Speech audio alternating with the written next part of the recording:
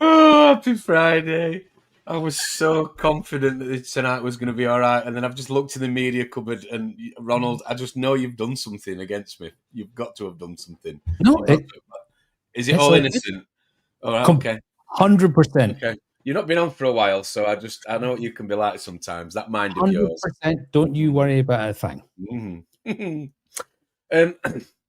Terrill, we're meant to have Tang Reef on. The real brains. Where is she? She's in another room, but I am hearing an echo in here. We want the water boy. We want the real. Real brains. Yeah, I'm hearing a really bad echo right now. Hello. Oh, you good? We good? Hello. Is the audio of your computer turned off, Terrill? It's all in my headphones. We were good just a second ago in the green room. Well, it's probably when I'm talking. I should just stop. Do I need to do I need to go out and come back in? Is it doing it now? Yeah, it's still doing it. Go out, come back in then. We'll talk about you for 5 minutes. Don't worry about it. Bye. Technical issues as always. But no, it was my birthday the other day, and I'm really concerned. That was the first thing on my list. Yes. Tom birthday. Happy birthday, Tom. Thank you.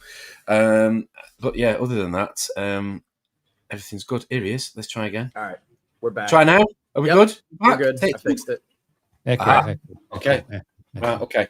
See, as I was saying, we asked Lyndsey to come on, but clearly she got the water boy instead. Yeah. Oh no. So what she's doing? She's creeping in the other room right now, and she's listening because we were going to do something since we do our sales on like TikTok and everything. Yeah. We were going to give everybody the opportunity to listen to the live, and if they listen to the whole thing, and she's going to write some questions down, and if they can answer the questions on the live, they get free stuff. Ooh. Nice. Tom's pants. Yeah. Yeah. They wouldn't get through customs, so you. I told her she needs to come in here. She's like, oh hell no, I'm going in the other room. So she's watching. Brilliant. Thanks for coming on again, man. Appreciate it. Thank you for having me. Thank as always. And thanks for doing a little bit of fun when it took me two days to write that letter to you, all the way to the US. I know, man. Clearly, my spelling's improving. Thanks for that. It's been good. I was quite impressed. Actually, he wrote it in his own shit as well. That is impressive.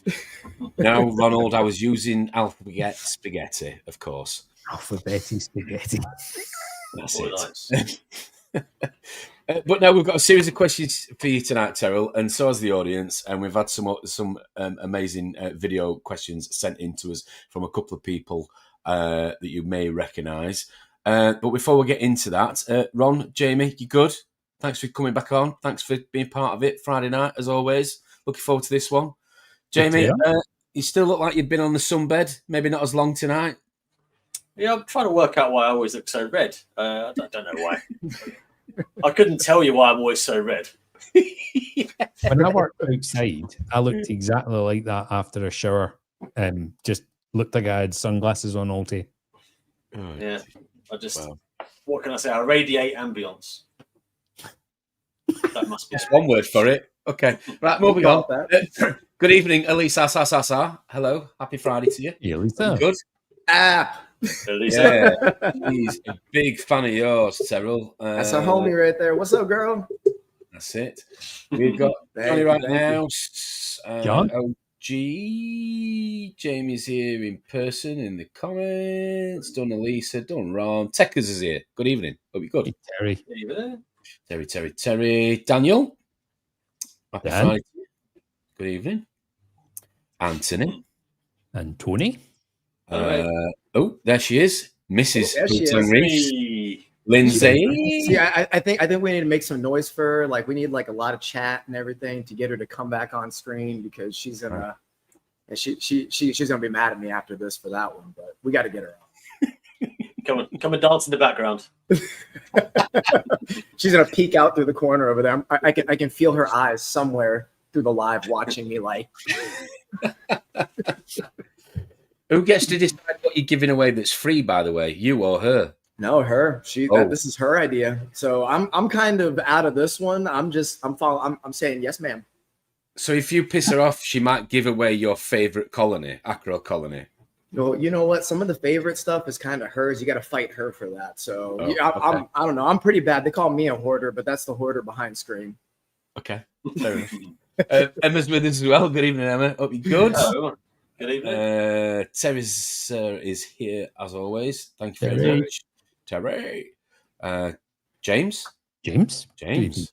James. Harry Boo is Harry. with us. Harry. Lee is here. Good evening. Mo. Hello. I'm just gonna say Bristol. That's where he really lives. Is that not a nickname for a tit in Britain? Bristol's. Might be not from where I'm from. We call them something else, which I'm not going to repeat on the show. Oh. Imran's here. Mo's nephew. Hey, Imran. How you doing? Julie and Paul. Hope you're good. All the way in Leeds, not far from me. Dave's here as well. Good evening. Gary Class. Good evening. Dave's Reef. Pedro Bar. Betty. That's right. Yeah, nice seeing more and more in some of the live streams. Nice to see him in the chat. Timothy's here as well. Timbo. Timothy. You ready, Ronald, for the next one? Hello, Dave.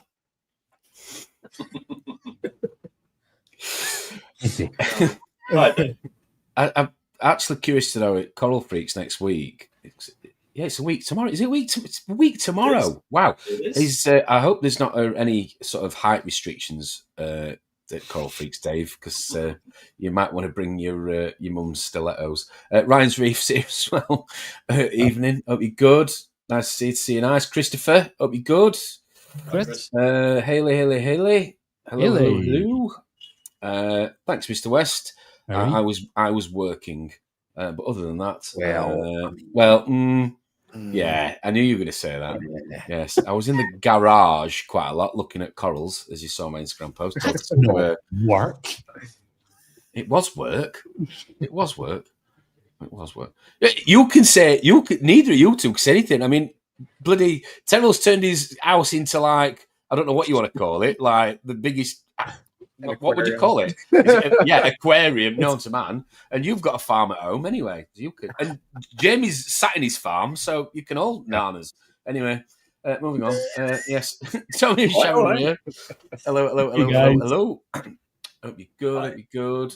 Thanks for your support as always. Nick's here, Reef My Design. Happy Friday, Nicholas. Hope you're good. Yazan Reef. Hello. Yes.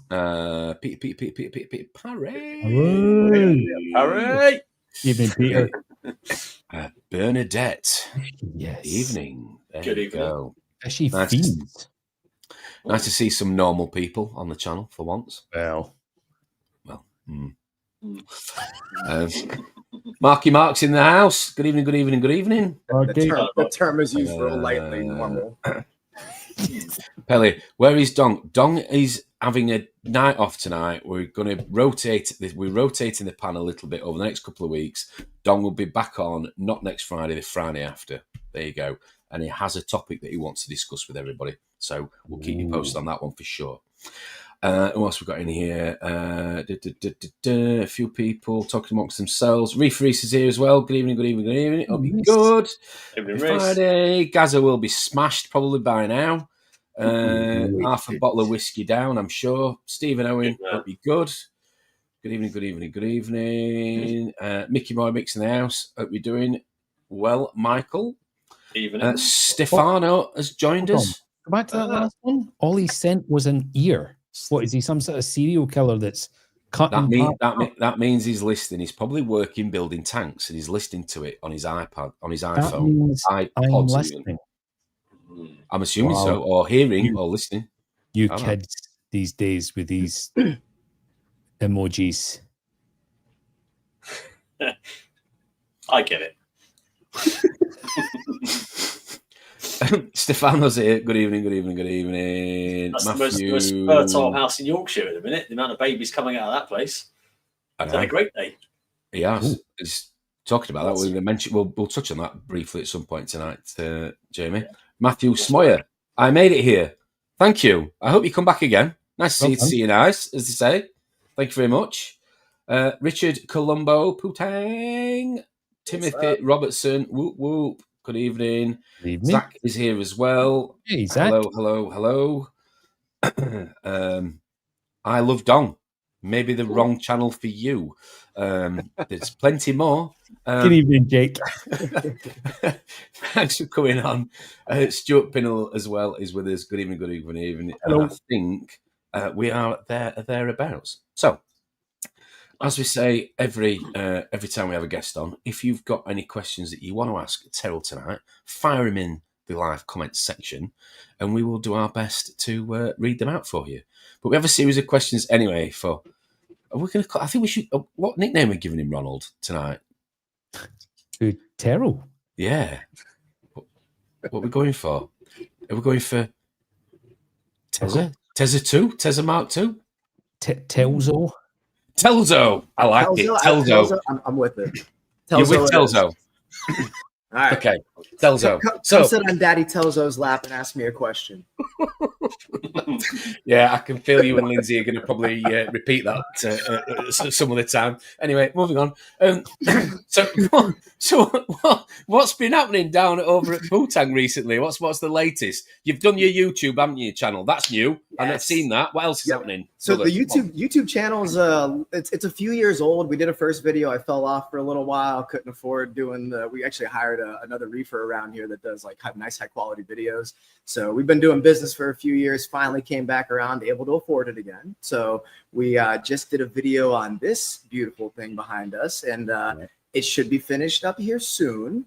But no, it's been, we got that up, so you can check our YouTube channel out whenever we drop this video. But otherwise, tanks are doing good. Mrs. Putang Reef's tank is right over here, and that's been a fun one. We actually just had to tear it. We set it up, so it's 3 months old now. It's stacked with coral. I don't know if you guys can. Let me see something. Let's put you on big screen. Where are you? That's a straight up. Sorry, I'm shaky right now. But yeah, this thing is straight 3 months old, and it's completely stacked with coral. And we had to tear the whole thing down, and because the stand is bigger than the tank, and I didn't account for all that weight sitting on those center braces, and it started sagging. The center brace is about a half inch in the center, so I had to order the double wide half an inch. It was sagged heavy. Is it glass or acrylic? No, it's aluminum. It's aluminum T-slot. So was the tank itself sagging? So the tank is 30 inches wide, and the stand is 36 inches wide because the sump was oversized. So I had to make it to where it was going to be bigger, bigger stand than the tank. So all that center weight is sitting on the center braces and sagging that aluminum down. Ooh. So I had to order the 30 by 15 aluminum. Wow. So those double wides right there. And a buddy of mine, thank God for them. Shout out if they're watching us. They came over here. Oh yeah, a little turd right over there. They came over. We actually took the whole tank down, drained the entire system, got the tank halfway onto one of those aluminum jacks that hold about 1,000 pounds. We malleted 6 new braces into the center and got it all back up within 4 hours. Crikey. That's and a month and a half. Yep. I mean, that was probably the easiest tank correction that we've done, and I was thinking that was going to be a whole day project, but 4 hours, and within a couple hours everything was opened back up, didn't cycle it all again. Perfect. So yeah, 3-month-old tank sitting here. So wow. I'm just trying to picture that. So you've got the oversized stand with just the cross sort of braces. It was sat on that, so it had no uprights physically supporting it. Correct. So it was the back, the very back of the tank. It's a peninsula was sitting on the outside brace, but the insides and the front right here, you can see were kind of sitting on the center. So like I said, we had to support 6 new things, hammered them in there, and now it's holding the weight. But So what was the base or the tabletop, if you like? What was that made of? It's like a PVC kind of material. Right. So you can definitely see it like flexing and bowing in the middle. And when we noticed it, and it did it over a little bit of time. So it was after maybe a few weeks or about a month, started noticing it like, oh crap. So, was able to get that before it was a catastrophic failure, but that was a good project. Yeah, so, a near miss, as we would call it. You've seen those bar counters that people have made with just little coins, and then they pour sort of liquid, sort of hardener, epoxy resin on top. Yeah. I think somebody should make a tank base, but use frag plugs, maybe. Just saying. I'm out. Good evening, RC Man 1223. Nice to see you. Thank you very much for joining us. I'm just going to shout out to Alan. Derek Hebbs is with us as well from Canada. Hope you're good. So, Terrill, YouTube, tanks, how do you make it all work? I mean, I'm assuming it's just a lifestyle now. It's not a job. It's a passion. One of the questions I wanted to ask you tonight, just to go into it straight away, really, is what's your daily sort of routine? With the place, what do you do on a regular basis? Get up in the morning, coffee? I'm assuming. Yep. What else? Get up in the morning, roll out of bed, walk out, let the dogs out, immediately look at all the tanks, make coffee, look at all the tanks again, start identifying any issues, if anything got knocked over, brown jelly kicking off, something's dying, anything could happen overnight. And then have coffee, kind of pop awake for a couple hours. Yeah, more coffee. And by the time, it takes me a little bit in the morning. It takes me about an hour or two. I'll get rolling. But, by the time I get my ADD kicking in, I'm already getting the brain going, and then I just start rolling on projects. So it's, it's refilling stuff, fragging, whether it's shipping for the day, so basically it's just, people wonder, like, what are you doing here all day? And honestly, there's always something to do, whether it's like cleaning a tank out or cleaning pumps or, messing around with an aquascape, and there's always something to do. So yeah. And then there's a lot of shit that I put off for a really long time because I am not mentally prepared for it. Struggle with being in your own home, right? Do you ever struggle with motivation? You seem like a highly motivated person, so I doubt it. But do you ever find yourself, fucking around a bit? Just, you've got something you should do, but the PlayStation's there, the TV's there, Netflix is there. Yep. I gotta say that the self-starting is still difficult sometimes. Like, I was just about to ask you, how long is it till from you opening your eyes and making the several cups of coffee, of which we've seen the sizes of these cups. These are like tankers, by the way. There you go. These tankers of coffee. What sort of what stage of the day do you actually do something? And I'm sure Lyndsey's going to disagree with whatever answer you're going to give right now. So our schedule shifts. So like whether our daughter's here for school and then we're waking up in the morning. So like, and sometimes so she goes back and forth. I got two stepdaughters. And so they go back to their father's house, every couple of weeks and then back over here. So the weeks that she's here, we're up at 7 a.m, 6 a.m, taking her to school, getting ready. And then since we do run our sales on TikTok at night, I mean, sometimes like 2 nights a week. So Thursday nights and Sunday nights, we're up until our sale ends at midnight. And then we're up until like 2 a.m. And then we're up at 6 a.m. and then taking her to school and doing the day. So like every 2 weeks, we get like 4 hours of sleep a night.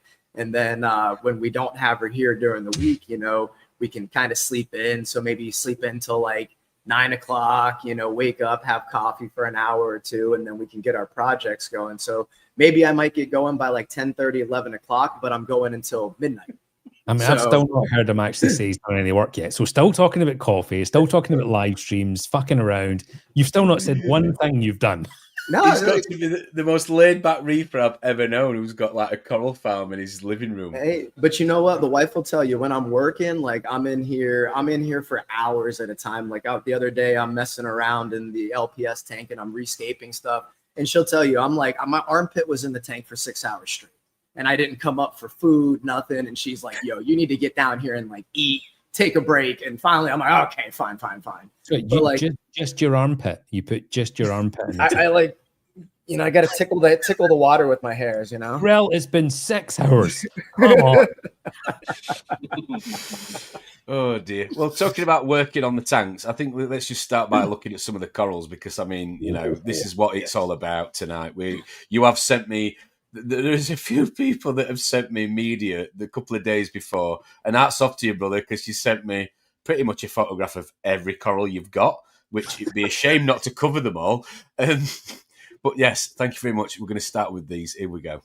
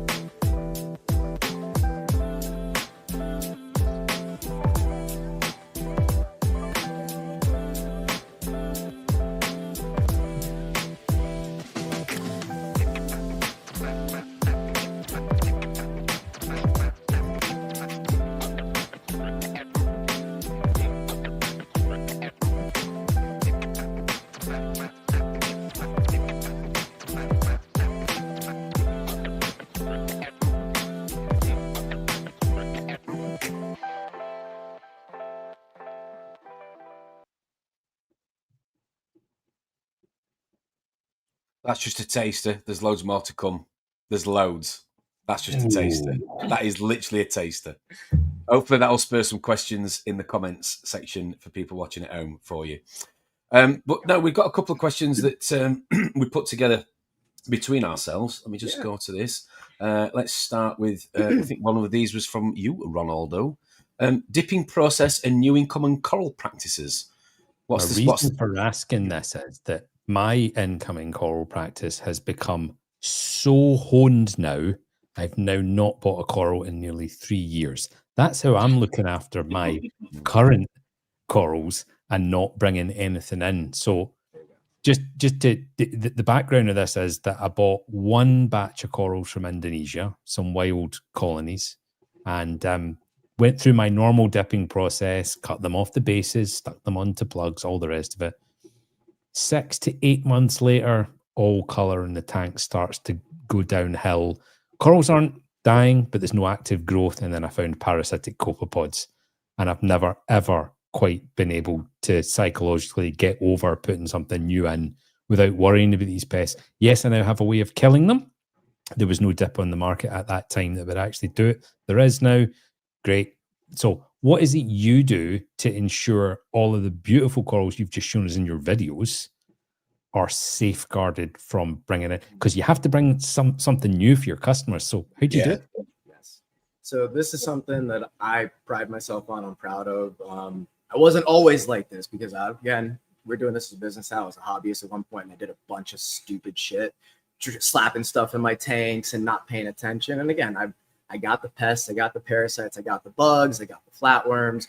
I learned how to get rid of them. So now I've gotten to the point. So when my process comes in, we have a 70-gallon quarantine tank in our garage. Anything that comes in, we cut off the bases, we'll re-glue. And what we'll do is we'll throw into it, we dip with potassium chloride. So potassium chloride, it's really gentle on the corals. And I found, like, for instance, when I was battling acro-eating flatworms years back, it melts acro-eating flatworms. Yeah. Does not kill the eggs, but there's a solution for that. But anyways, we'll do the potassium chloride. You could either do 1 to 3 tablespoons per gallon. And it's like I said, you can use 3 tablespoons per gallon, dip it for 5 minutes, baste everything off, and you're ready to go. slap it in the quarantine tank, and then we actually treat the entire quarantine tank with Interceptor.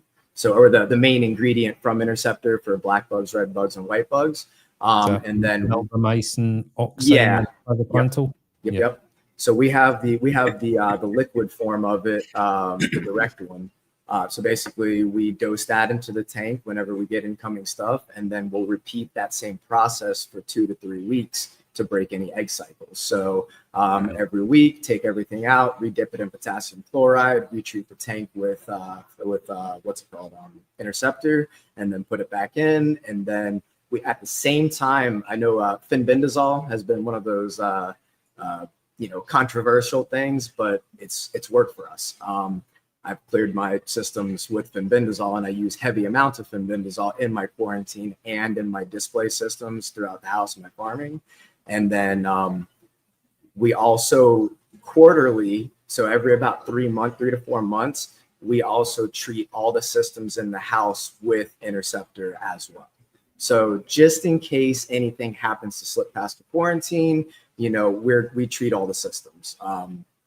You never know. You just never know. Do you not have any shrimp or anything like that in your system? So we do. I do peppermints. We do peppermints and harlequins. Harlequins, the ones I really try to displace for the amount of time that I am doing the treatments, because I really don't want to lose my harlequins. I don't want to lose my peppermints either, but there's so many of them, and I have them in there for aptasia eating and anything else, and I can't get them all. So I'll try to pull all that I can out, but it's one of those, like, when you're doing this at a farming level, there is some things like I don't feel right about that, because it's like I'm killing shrimp off, but I have to hedge my bets and say, all right, is this a reasonable, thing to die off if it's saving my systems of, infesting my systems and my entire customer base. So a bit of collateral, isn't it? It is, man. So it's one of those things at this level. I got to take that into consideration. But that's why I try to, with things like that, I try to be very direct with it, and not kill anything that I potentially don't need to or I can displace. So does it help as well that you've got all your systems, I'm assuming, are all separate? They're not all linked together, so you can isolate problems if you do find them? So yeah, we have 4 systems or 5 systems now. So this system, my wife's system, an LPS system in the kitchen, the garage, and then the quarantine system. And each one of those, so like this system behind me has 3 tanks. The garage system has 1, 2, 3, 4, 5 tanks.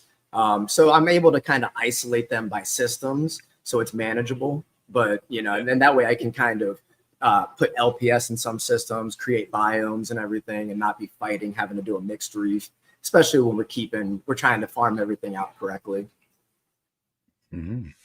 Talking about your systems, let's have a little look at one of them. Which one is this one?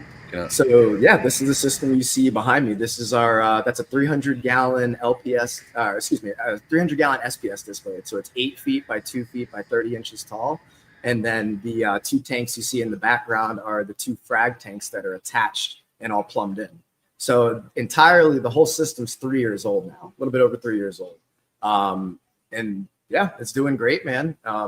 Really easy to run that all by itself. I have all SPS in there, a few chalices, you see a pectinia right there, but I blast it with high light and high flow. And then this basically makes up like half of our SPS collection. A little bit under half of our SPS collection is grown out in the system. There's a clownfish in there that looks bigger than one of your tangs. What's that? Looks like there's a clownfish in there. There's the bottom. Yeah. Yo, that's Big Mama. She's I love her. She's big. So she's a 16-year-old lightning maroon, and she's from the first captive bred batch of lightning maroon clowns. A buddy of mine used to breed them, and he ended up, giving her to me afterwards. So I've had her for a long time, and she's actually, for a lightning maroon, she's super docile. She's very finicky on like what she likes in her corners. She'll drag coral out of her corner, but she's cool, man. She's a good fish. She's chunky. I've got a question for you, Terrill. So this is obviously in your living room. We can see it behind you. I'd say that looks like a beautiful display tank. I love the space for the fish and all that stuff around it. Yeah. Is this kind of like a hybrid display tank for your house / a farm tank, Yes. or is that what you use it for? So it's like a working display. So everything that I have in there, like some of the stuff is grown onto the rocks, but I try to keep everything on plates. That way I can go in there, I can pull the colonies out, trim them, farm from them, and then put them back in. Or God forbid, I need to go in there and, do any maintenance, pull them out, inspect them. It's easy. It's really easy just to move them around where I need to. From looking at it here, I can see one plate. Maybe it's not evidently obvious. They're all on base plates. Yeah, they're kind of all hidden in, and yeah, I think that one on the left hand side you can see that square right there, but everything's pretty. Yeah. Your fish selection then, Terrill. Talk to us about that. So I have a copper band you see right there that loves scullies. That's why he's in this tank, and ask me how I figured that out. So he got banished over here. I got my, obviously my clown, and you can see her male partner is actually hanging out in the zoas over there. And he lives over there. He loves the zoa colony.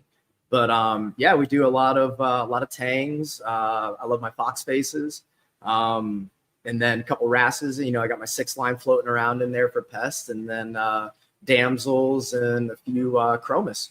From the damsels kind of hang out in the SPS, and you can see, they'll kind of keep the SPS colonies clean naturally. But that's kind of the selection for this tank. And realistically, some of them got put in there because I got a purple tang and that magnificent fox. They recently got ejected from my LPS tank because the purple tang started eating acans, and then the purple tang was eating acans, and then the fox face started eating acans. So both of them got yanked out within a week and tossed in there. So wow, okay, have that. So we've probably talked about this last time you came on, but how many systems and how many tanks altogether? Just remind us. 5 systems? 1, 2, 3, 4, 5 systems and 11 tanks. Wow. Okay. And what you're going to give me the US gallon, Ron? You're going to have to help me to convert this. Get ready. Ooh. What we talking US gallon total volume? 2,500 gallons, roughly, I think. So 1,200, 800, 500 total, gallons. And then 300. That's 4,500 liters. Wow. Okay. Before we go on to our other questions for you, but a couple from people in the comments. Pedro Bar's asking, Mike Pletter's secret is miracle mud. Chris Meckley's is Kalkwasser. Dong's is his big charisma. What is your coral? Well, I'm glad he finished that with Dong's big charisma. What is your coral secret? Good question, Pedro. Persistence. Persistence. Okay. Persistence. Give us an example. Is that how you also get married? She said, love me. No, but you know what? I'll tell you how many times I've bombed these systems out, how many times I've crashed systems, killed everything, screwed up, thought I was failing, got pissed off with the whole hobby, and persistence, sticking through it through the hard times whenever you hate looking at your tank, whenever you're disgusted by it, because I get disgusted by it when everything looks garbage and I screwed it up and it's months I'm sitting here looking at it. Or like whenever we got into this as a business, I couldn't figure out shipping. I mean, I can't tell you how many boxes I sent out. Yep. And I was sending out boxes after boxes. And thank God I had amazing customers that were helping me out and working me through the process. But, giving feedback. But it came to the point my wife was like, do you really want to do this? Because you're losing a whole lot of money. And I told her, I was like, I got it, because this is going to bring us to that next level. And eventually I figured out what my key I was missing. And it opened me up to that whole level. And then all of a sudden that problem was gone, or just like little things, I had acro eating flatworms for a while, for a couple of years, and I beat them, came back. And then the fenbendazole treatment came out, last year, was it? Yeah. A little bit over a year and a half ago. And after that, all of a sudden I was battling this problem, and it was freaking me out and doing everything I can to stave it off. I'm telling you, like, I would work 15-hour days pulling every colony out of the system, dipping everything individually, inspecting it, scraping, doing whatever, because I want my animals to be clean. I found the fenbendazole, and then that problem disappeared. And if I would have given up on the hobby, I would have never found it. So it's just a persistence to stay in it, to learn, to keep going, to learn from your failures and not let it knock you out. You know, be better from it every day. Do you know what? It's my biggest take-home message from exactly what you just said there. I wish more coral sellers and farmers and shops would say to people, I've had pests. We know everyone has. Those shops that deny that are like, come on, you're not bullshitting anyone. Everyone has. It's how you deal with it and how you get past it that gives you that much credibility. So I think. Are you talking about STDs now or coral pests? Well, I only met Terrill 45 minutes ago. I couldn't possibly comment.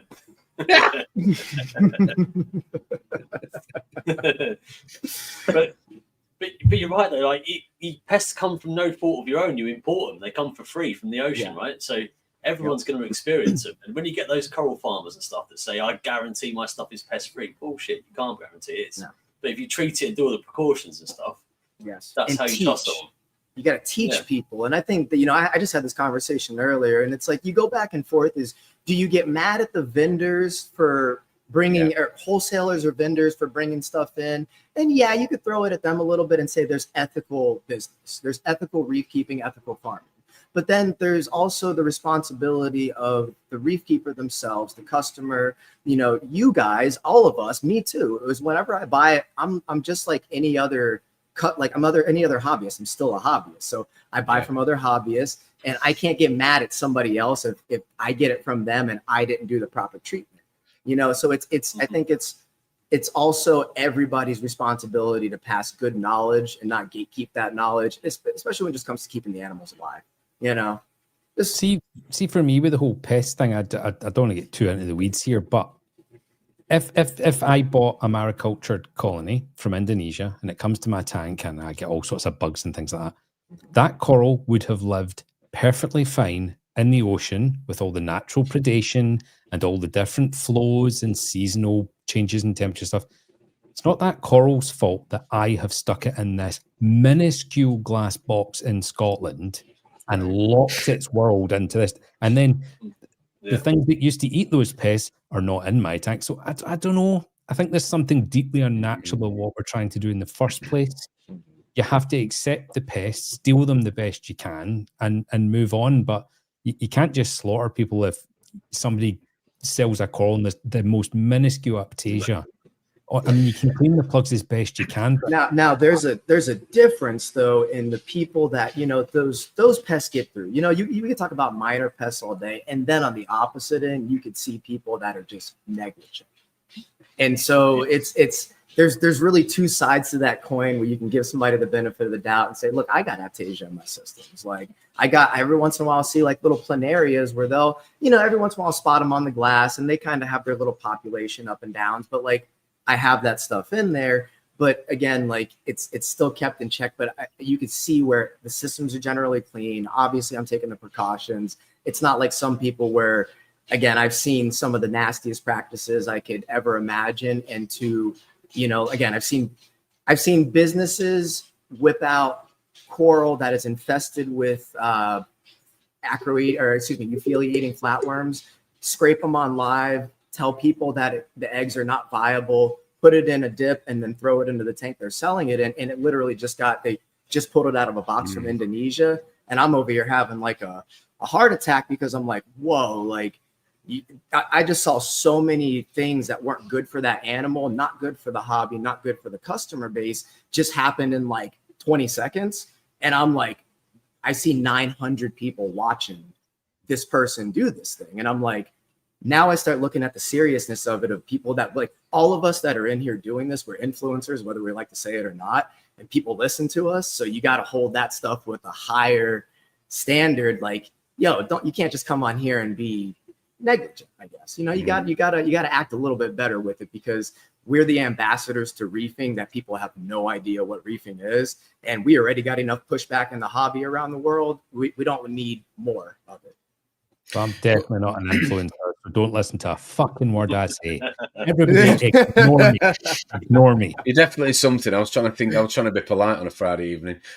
On the back of what you were saying with Pest, there's a video question from Paul at AAC for you, Terrill. Paul from AAC in the UK. I was checking out your amazing coral farm, Tang, last night on YouTube. Wow, what a place you've got there, and the health of the corals is amazing. So my question to you is, as a fellow coral grower, is what has been the most important purchase that you couldn't do without from a commercial perspective? You know, I don't mean a saw. What was the one that made your eyes water for price? And what was it that you couldn't do without? That's my first question. The second question I've got for you is, I can clearly see very, very healthy corals. But when you started out, what was the single most annoying pest? We all get caught out, you know. So that would be my question number 2 to you. So there you go. So I'll let you start with the second question, Pest, and then you can go back to acro-eating flatworms, 100%. Yeah. No, I love Tom. Don't be mean to my Tom over there. Look, Tom has enough problems spelling words correctly, so don't mess with him. I do. And tying shoelaces. I've still got Velcro trainers, by the way, with little lights that flash in the heels. I was one of them. Yes. Velcro. Yeah, growth bottle caps on the laces. Anyway, moving on. Back to Terrill. Sorry. Well, let's see. Acro-eating flatworms, I would say, you know, because I'm a big stickhead. I've always loved my SPS, so that was the bane of my existence for years. And then it's not anymore because, again, the fenbendazole, there was Angel Plus, it was the fish flakes, it was fish deworming flakes. So with a little bit of fenbendazole in them, I believe just kind of melts down into the system. And I don't know if the coral absorbs it or if the acro-eating flatworms absorb it, but it does kill them off because I've seen it firsthand, and it's been over a year and a half that I haven't seen. It's been spotless, absolutely spotless. For the first question, man, I would say years ago, I would have said an Apex or a Hydros for the reason of the automation. Do not rely on it 100%, but it helps to it's a tool to help manage your tank, and the fail safes that you can give yourself are the things that, you know, that the extra few minutes or seconds that it takes to save your tank. You know, if you get temperature that goes out of whack, if you get you know, any kind of pH that goes out of whack, just something to give you can set alarms, fail safes, just to make you go look. You know, just rather than, you know, it's a lot of people, it's out of sight, out of mind.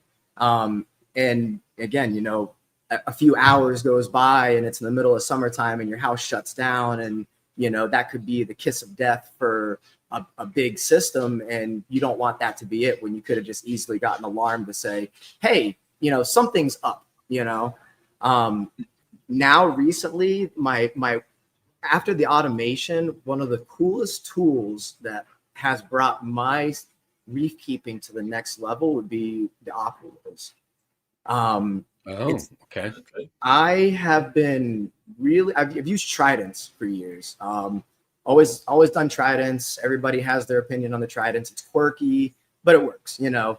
I don't like the jumps that tridents do. You can program it to do, you know, however many tests you want, yada yada, but it's still reagents.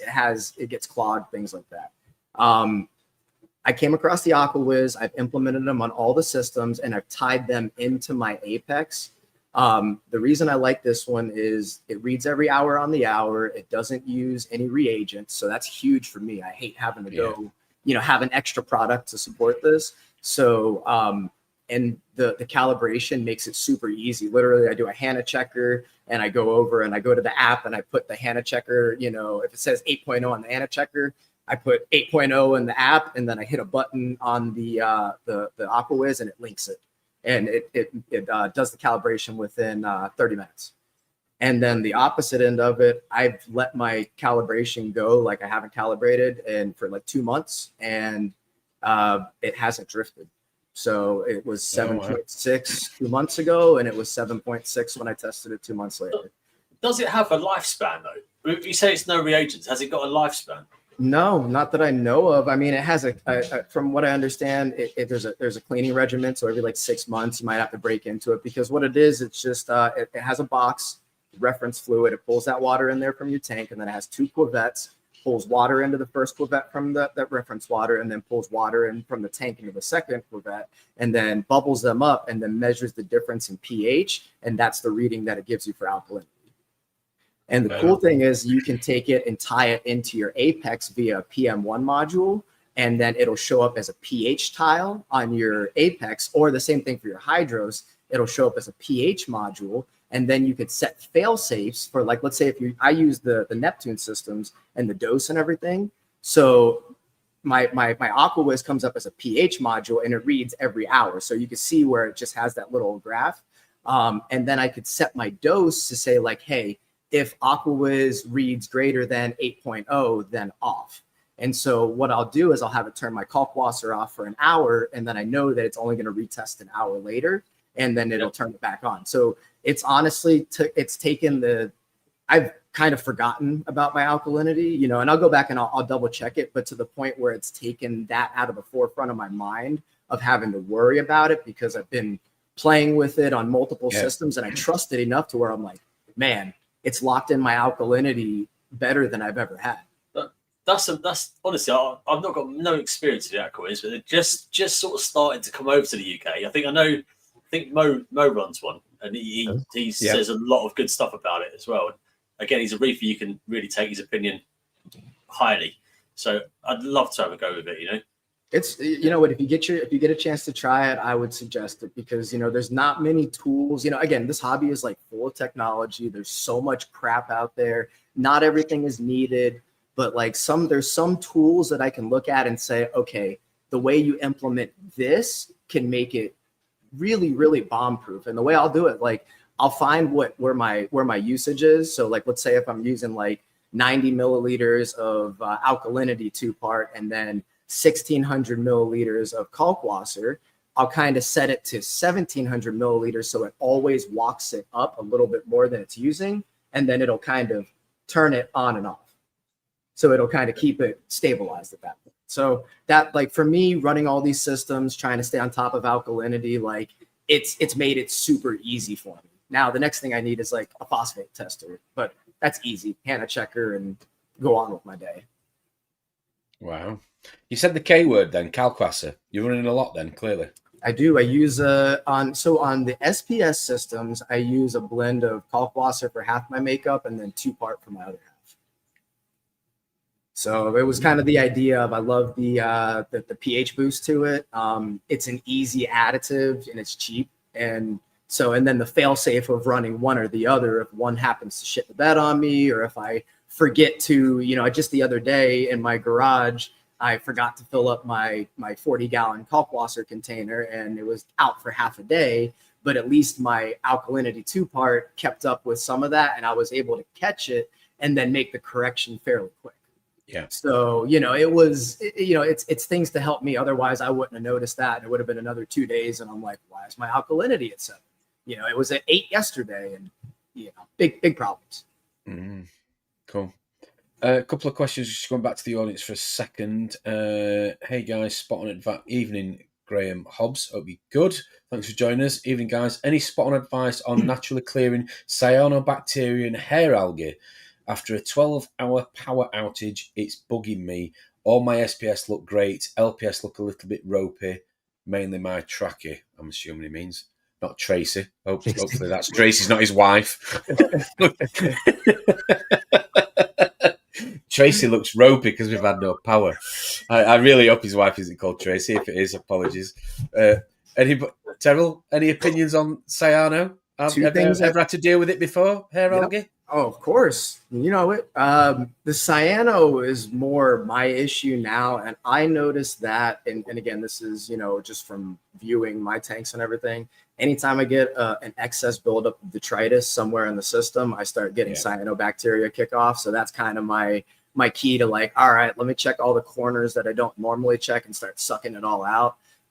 Hair algae, I think, would follow that, because obviously you got nutrients in your system that are accessible.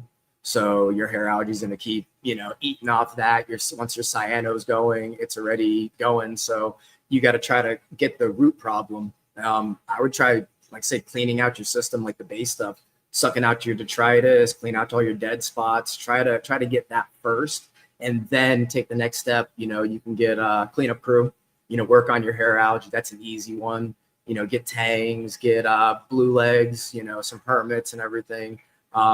Try to knock those down individually, one by one, and then maybe walk yourself closer to that answer. If you find this one thing, if you find cleaning up your detritus clears it out, then and if not, keep going in that direction. It sounds like he was getting telepathic messages from me, because his next question to you is, what cleanup crew would you recommend?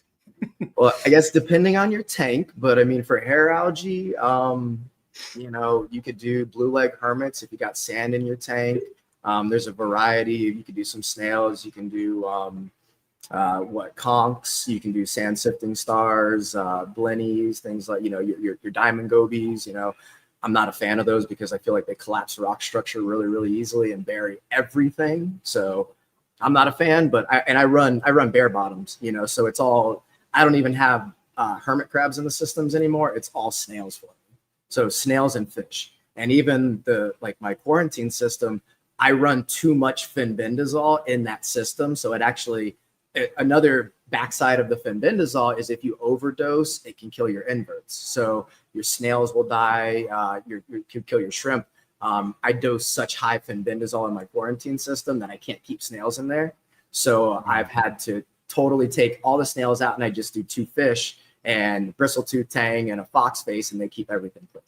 So, there's a couple different ways depending on how you want to do that livestock wise. Have you ever thought about putting any fenbendazole in your shampoo? Just saying. I don't got no worms up here. Hopefully not. Terrill, do not take hair advice from him up there. Don't do no, it. Not from the onion.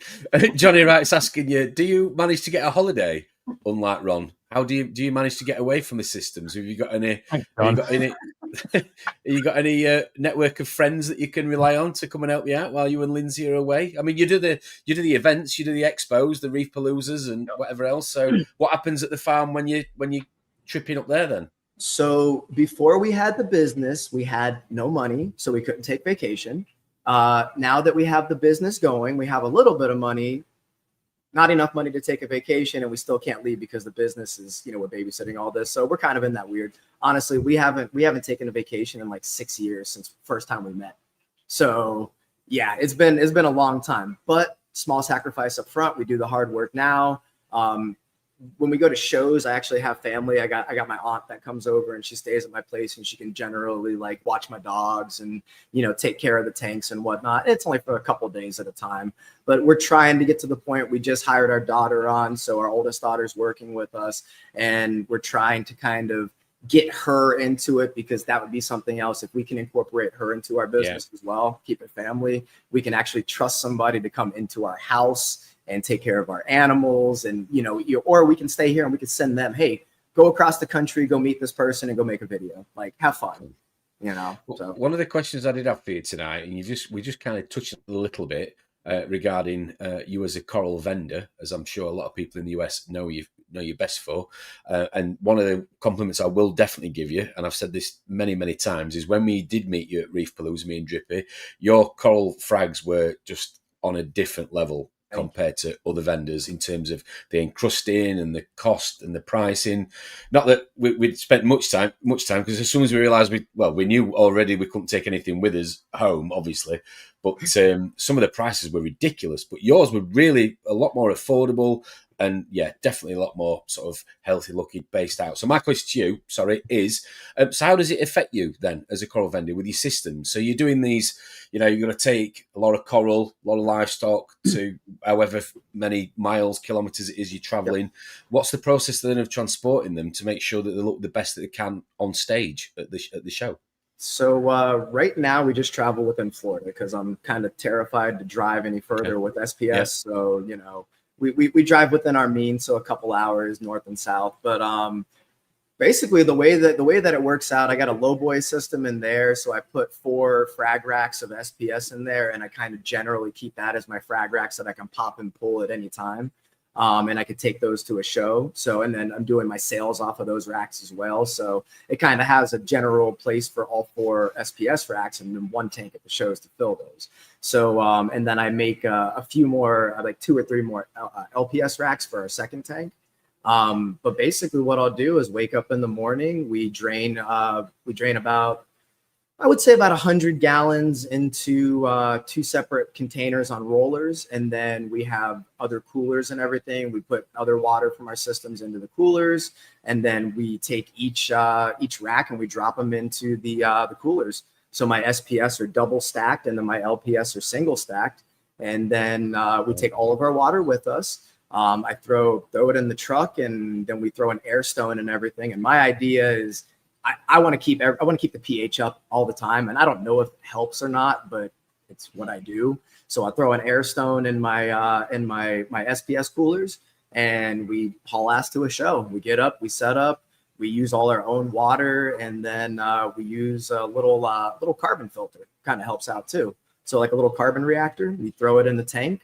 Let that start running after we get everything filled up, and then slap the pieces in there, and then we're ready to go. So, and then, it basically just gives me an idea to do a big water change on the grow-out system. So whatever water I take with me, I fill back up, and then system just got a new water change. I take my water with me. We do our sales, and then dump whatever extra water at the end, or take it home with us and dump it here. But, and then we take our corals back and slap them back into the tank after a weekend. So, and is that something that you've just nailed from the word dot, or have you had to every show you've done, you've had to, I suppose, perfect it a little bit more, or a little bit? Yeah. So it's a process, man, and there's still a lot that I want to do. I want to have my own aluminum carts built on rollers. That way I can roll everything in and out. And there's another business out of Texas, Reefworks. I got to give him a big shout out because I'm so jealous whenever I see him like bring multiple carts in and have it literally out within like 30 minutes. And my wife was watching him at Reefapalooza, and literally within 30 minutes he was gone. And she walked and watched his cart out, and she's like, "Son of a bitch, that is so easy." And she's like, "We got to get one of those." Like, but it's a process, man. It's like, I got to say, like, it stresses me out because it's the whole process of doing all the shit, bringing all the corals, taking whatever equipment I need, because I'm still taking some equipment off the systems and bringing it. Like, I'm still balling on a budget a little bit, but it's a big stressful process, and I'm not necessarily a huge fan of it, but it's enjoyable. Once we get there and get set up, I can kind of calm down a little bit. But yeah, it's a lot of work, man. It's a lot of work. Cool. Well, we're nearly ready for the interview, but I think we're ready for a little bit more coral porn. Well, Jamie, agree? Yes. Ready for coral porn.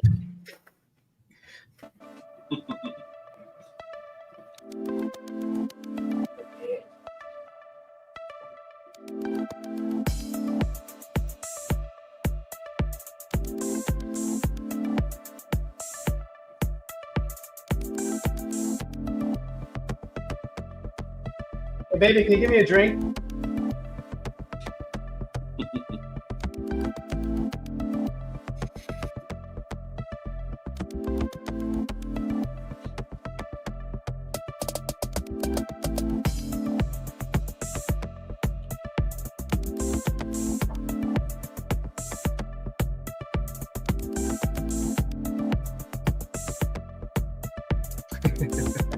Oh, everybody heard that.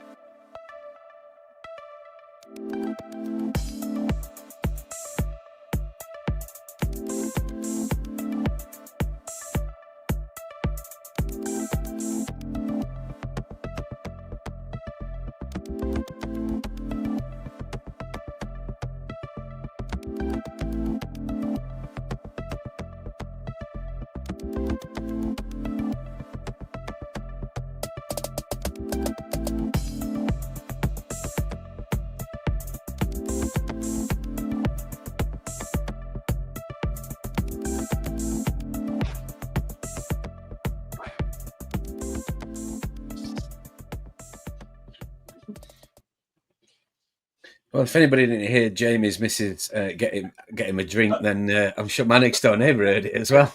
Everybody knows me. I'm thirsty now. Thank you. It was Terrill. Yeah, I'm so glad. Oh, was it Terrill? I thought it was drink. Jamie. Get me a drink. I thought didn't it was even realize. Jamie. I'm like, oh, that's why you're giggling on the back end. Oh, a few more shout outs. We've got Mr. Park in the house. We've got Paul and Ange, AAC. Hope you're good. Ronald, over to you. Oh, it's time for reefing news, everybody.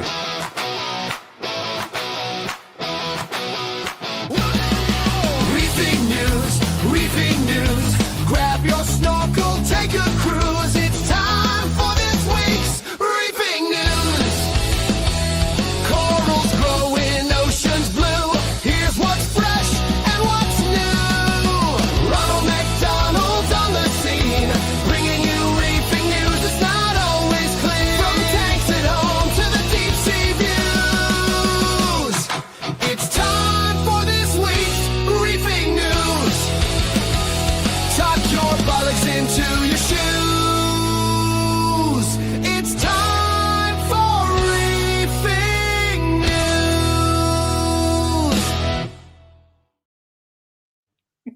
Good evening, everybody, and let's just pop over to Australia for a second with our new correspondent for the headlines. Tonight on Reefing News, scientists have discovered 14 new deep-sea species, while Sri Lanka have recorded their first oarfish sighting, expanding the known range of this very rare species into the Indian Ocean. Oceanic manta rays have been observed diving deeper than 1,200 metres, far further than previously thought possible. New technologies are being implemented to protect marine life, with things like drones being utilised to monitor whale health, stress, and even pregnancies. And underwater fibre optic cables are being used to monitor the behaviour of endangered orcas. Meanwhile, concerning new research reveals that female North American dolphins are dying younger, with their lifespan declining from 24 years now down to 17. And now, back to the studio with the delicious Ronald McDonald. Brilliant. Thank you, Mr. Parkinbum, for the headlines tonight. So let's just get stuck straight in. I've forgotten how to fucking do this. It's been so long. Hold on. Share screen. It's like relearning how to do this. Here we go. Okay, so on the subject of 14 new marine animals have been described. Earth's vast oceanic biodiversity remains largely unexplored, with only a fraction of an estimated 2 million total living marine species formally named and described. A significant challenge is the protracted delay, often spanning decades, between the initial discovery of a new species and its official publication. I think a few months ago I did a reefing news and it was like 10 years one thing took to get it just officially recognised. Ocean Species Discoveries was established to address this critical gap, offering a high-quality, data-rich publication platform specifically tailored for the concise marine invertebrate species descriptions. This revolutionary approach can significantly accelerate the timeline for new species descriptions, a vital advantage given the escalating threat of human-driven biodiversity loss, which risks species becoming extinct before we even know they exist. Is that not amazing but equally depressing to think that there's stuff dying? Is your microphone all right there, Jamie? He's tickling it. He's tickling it, clearly.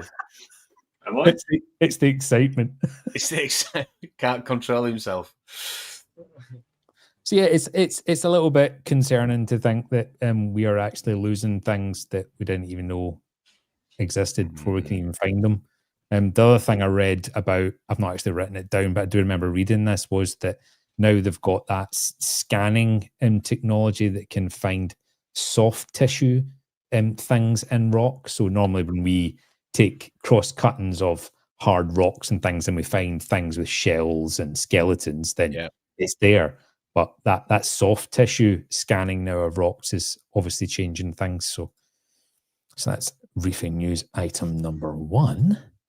The second one, which I was slightly taken aback by when I found the photo of it, I was like, what the fuck is that? Have you ever heard of an oarfish? Oh, yeah. Yeah, they're deep sea species, aren't they? They just they beach themselves and they die. Yeah, so in the shadowy depths of the ocean lives a ribbon-like giant crowned with a fiery red crest, long mistaken for a sea monster. Rarely glimpsed alive, the oarfish holds the record as the world's longest bony fish, capable of growing up to 8 meters. 26 feet long, these 8 things meters? grow. Wow. Yeah. It usually surfaces only by chance, and one such encounter off Sri Lanka marked the first ever confirmed record of an oarfish in the Indian Ocean. Wow. The individual seen was 2.6 meters long, which is 8.5 feet. It was accidentally caught in a surface tuna gill net set by a multi-day fishing vessel just off of Sri Lanka's coast. What do you make of that? Doesn't even look real. No. Yes, I'm trying to keep this clean on a Friday night. Well, to an extent. There was a video of someone that I think they filmed the first live footage of one, because they're obviously always at depth, and it had come up into the shallows and they were sort of walking it around, and obviously people being people and horrible manhandling it and stuff. But yeah, they're massive. So, really Jim, cool fish. you've seen more than I have of that. So, what kind of girth? How girthy is it? I mean, are we talking 8 meters long and like? No, they're laterally compressed, so like this. Okay. Yeah. That's I need to keep that term. I'm laterally compressed. Well, you'd be lying, Tom, but you could use it. Right. So yes, on to the story about manta rays. Many marine species are no strangers to the depths of the ocean. Some animals, like certain sharks, tuna, and turtles, routinely perform extreme dives, whereas for other species, such behavior has been observed less frequently. Now an international team of researchers working in Peru, Indonesia, and New Zealand tagged oceanic manta rays, the largest species of ray, to learn more about the deep diving behavior of these animals. They published the results later on in Frontiers in Marine Science. They then said, we show that far offshore oceanic manta rays are capable of diving to depths greater than 1,200 meters, far deeper than previously thought, said the person that said that. I'm not reading his name. It's too fucking complicated. These dives, which are linked with increased horizontal travel afterwards, may play an important role in helping mantas gather information about their environment and navigate across the open ocean. So yeah, 1,200 meters is very deep for something that normally, as you can see in the photo, we picture pretty much just below the surface of the ocean. And I mean, is there... How do they get signal with the sat navs? I mean, that must be really difficult at times. Well, they've got Tell's right. Yeah, Tell's right. He's got it. Yeah, he's got it. They've got two of you, Tom. They've got a Tom. Oh, that's one of the worst jokes I think I've... Oh, can you even call it a joke? I mean, how proud did people used to be though in the early 2000s when they had Tom and they unzipped it out of the glove box and then stuck it to the windscreen, and you switched it on and it went. And if you changed the voice like Mr. T or something like that. I had Cartman from South Park, and it lasted about, I don't know, 6 minutes before it pissed me so much I had to switch it off. Now you can turn right. All the cool kids. Yes.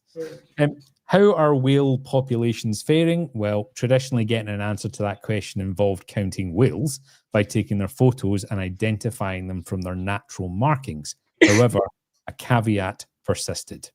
Whales live a long time and reproduce very slowly. That means it often takes a long time to learn about changes in their populations as well as their health. John Durbin, a senior scientist at the Anderson Cabot Centre for Ocean Life in New England, he was the person that said that. I have fucked so much of this up by copying and pasting. Now Durbin and his team are deploying drones and photogrammetry to complement their existing work and determine how whale health is being impacted by climate change. They measure the size and the shape of the whales from high-resolution aerial photos captured by drones. Using this data, they're then able to make a link between environmental factors and the animal's health, giving them a clearer picture of how whale populations are faring and fluctuating. He said, "We have been looking at the individual health of whales as a kind of early warning system before they die or start having reproductive issues." Durbin said, "That gives us a lot more power to assess the impact of things like climate change." So yeah, what has taken multiple squads of people on boats weeks on end, they are just popping a drone in the air and there it is. And they can tell each whale from its markings just from above. So yeah, that's a game changer in terms of timing. Excuse me. There is a lot of news tonight. I've been saving it up. Wait, what else have we got? I'm trying to find the photos now. Here we go. So, fiber optic cables that can help saving endangered orcas. Scientists from the University of Washington recently deployed a little over 1 mile of fiber optic cables in the Salish Sea to test whether internet cables can monitor endangered orcas. The technology is called distributed acoustic sensing. It transforms cables into continuous underwater microphones that can pinpoint whale locations and track their movements. If successful, the world's 870,000 miles of existing undersea cables could become a vast ocean monitoring network. It could provide a real-time data on how marine animals respond to vessel noise, food scarcity, and climate change. I've just got a picture, sorry, of these orcas grabbing the microphones and doing some kind of karaoke underwater. Some Barry Manilow getting knocked out. Stephen, anyway. Get to bed. Okay. So the breakthrough would be particularly valuable as new marine protected areas are established under the High Seas Treaty in January. So basically that is a polite way of saying that in nations that are not following the laws 100%, these cables could, dob them in. Yes. Okay. Last piece of reefing news for tonight was about the lifespan of dolphins, which is sad. Common dolphins are among the ocean's most abundant mammals, but they're living shorter lives in the North Atlantic, according to a new study published in the Conservation Letters. The research team led by the University of Colorado Boulder discovered that the longevity of female common dolphins has declined by 7 years since 1997. I could go into a lot more details about this. It's quite a long article, but they don't know why.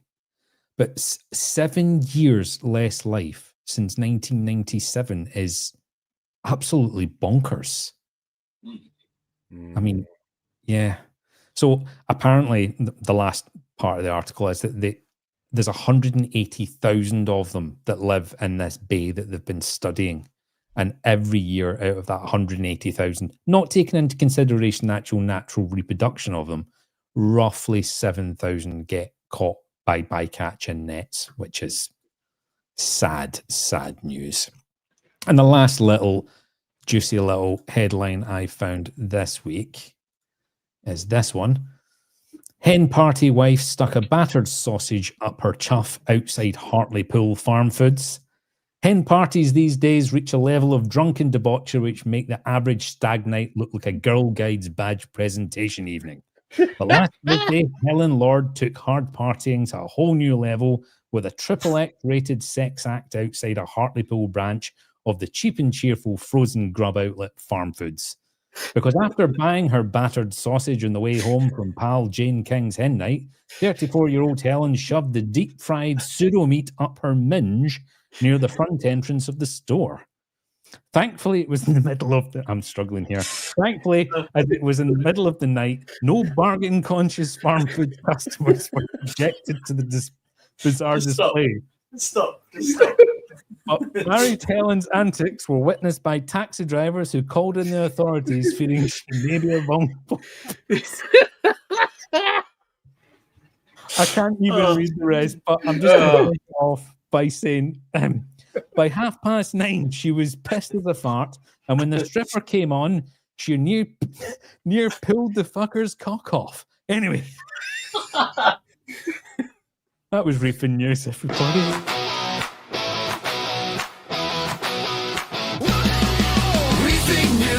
Reefing news, grab your snorkel, take a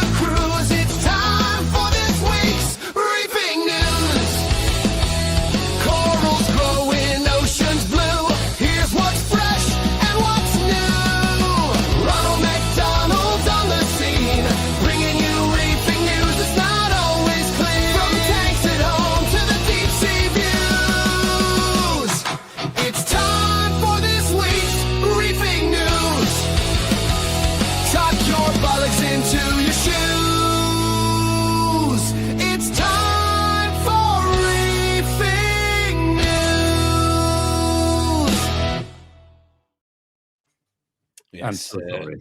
Well done, Ronald. That was well overdue. Thanks for that. Top effort. Who have we got here then? Who's this? This is Moki. Moki. Say hi there. Moki Bear. He likes fish and the blennies in the tanks. He likes to try to eat the blennies in the frag tanks. So Okay. He's very handsome. good looking boy. All right. So Right, let's talk some Poo-Tang again.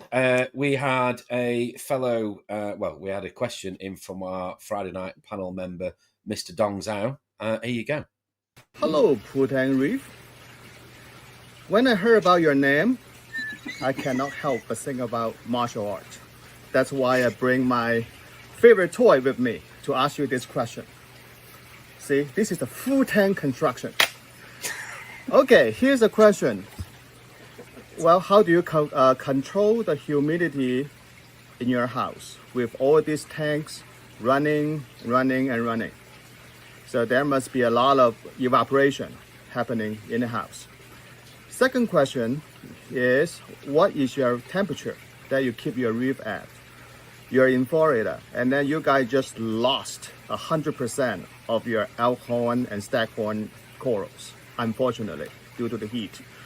Third question is, what is the alkalinity you normally keep at? The reason I ask that is because I found out that when you keep at alkalinity around 7 to 8, the coral, especially Acropora, it seems to have a little bit brighter color. Maybe I'm just dreaming. So thank you very much for answering my questions. Keep up the good work.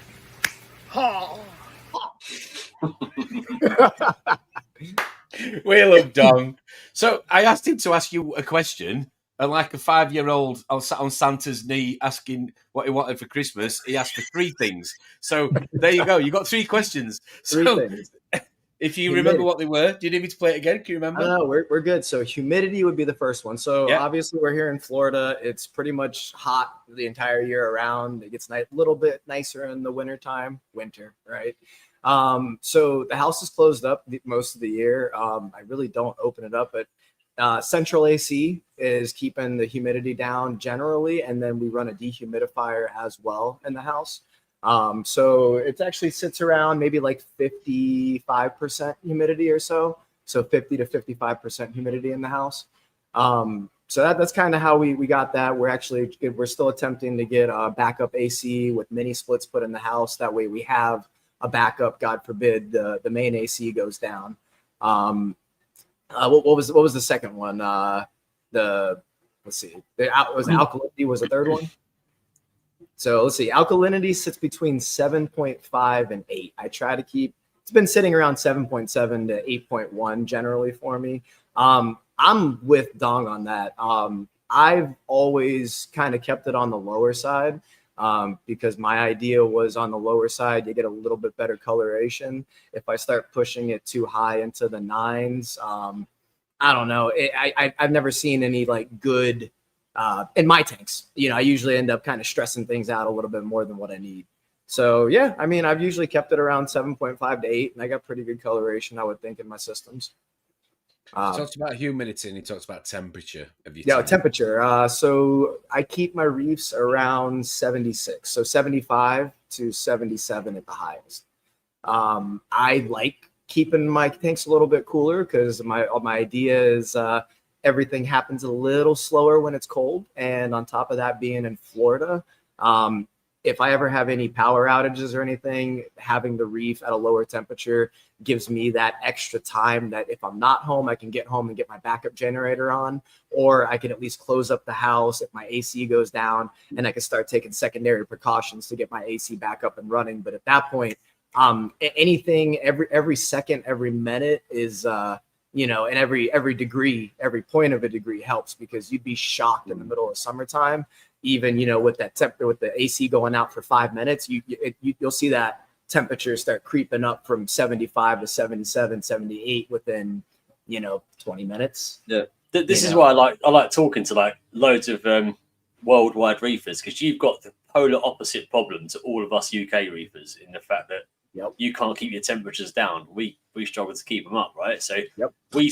all our electricity costs go in heating, whereas I guess you spend the same amount in electricity on cooling, Cool. right? So Yep. Well, it's funny you should say that, James, because what I've experienced recently in the garage with the T5s, that I suppose I kind of experienced in the DT downstairs because it's got a pelmet round it, is the heat that the T5s give off with the light from the lighting, obviously over the coral table.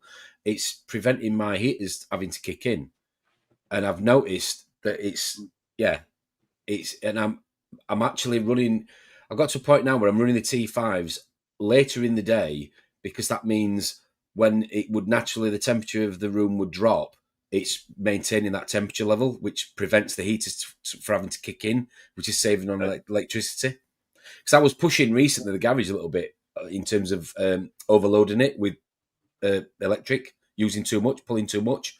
And I had a couple of instances where I was tripping it, and I thought, well, I'll tell you what, I'm going to set the T5s to come on later on in the day so that the heat that they give off maintains the temperature for during the night when it would naturally drop cooler, and it's working. So kind of similar to what you're saying to an extent. good idea, like free heating. I'm still fine. This is the first winter since I've had the air conditioning put on this room. And what we now, end of October going into November, and my aircon's still coming on to cool the room down.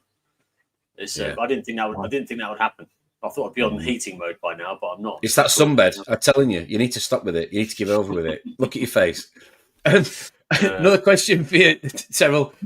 Graham, he's a massive fan clearly tonight. He really wants to milk you with all your knowledge. Why not? Any tips there for any great SPS polyp extension? I mean, you know what? It's there's no magical thing to make polyp extension. I think it's overall health at that point. It's being pest free, giving them the proper, chemistry in the water, giving them the proper flow, making sure you don't have fish nipping at them. I mean, it could be any number of things, or it's just some SPS I've noticed they're out at night, they're all over the place, but in the day you see like a tiny little bit, and it's like, man, for what reason? But hey, man, they're all different. Just kind of, it could be any number or combination of those little keys to help out. But just is that how Lyndsey would describe you? A little bit during the day, a lot at night, maybe. I don't know. I'm like this all day, dude. I'm a little bit wacky up here, so it's okay. I mean, I got to for all this, so she married it. I try to explain to people that polyp extension is not a direct show of coral health. It's just not. Right. It could be indicators, but I think everybody compares themselves to everybody else all the time, and this person has it, so therefore I must have it. And again, you're looking at 20, 50 different factors that go into making your tank, and it could be anything. I cleaned and changed the calcwasser in my calcwasser stirrer literally a couple of days ago. I was talking to Paul Hughes, who was in the chat about this, and the most craziest thing happened in my tank. Well, it probably don't really sound like crazy, but to me it was. So I've probably not cleaned that out and changed the actual calcwasser for, I'm going to be completely honest here, live, about 3 months. Okay, I've topped it up a little bit, but I've not emptied it and cleaned it.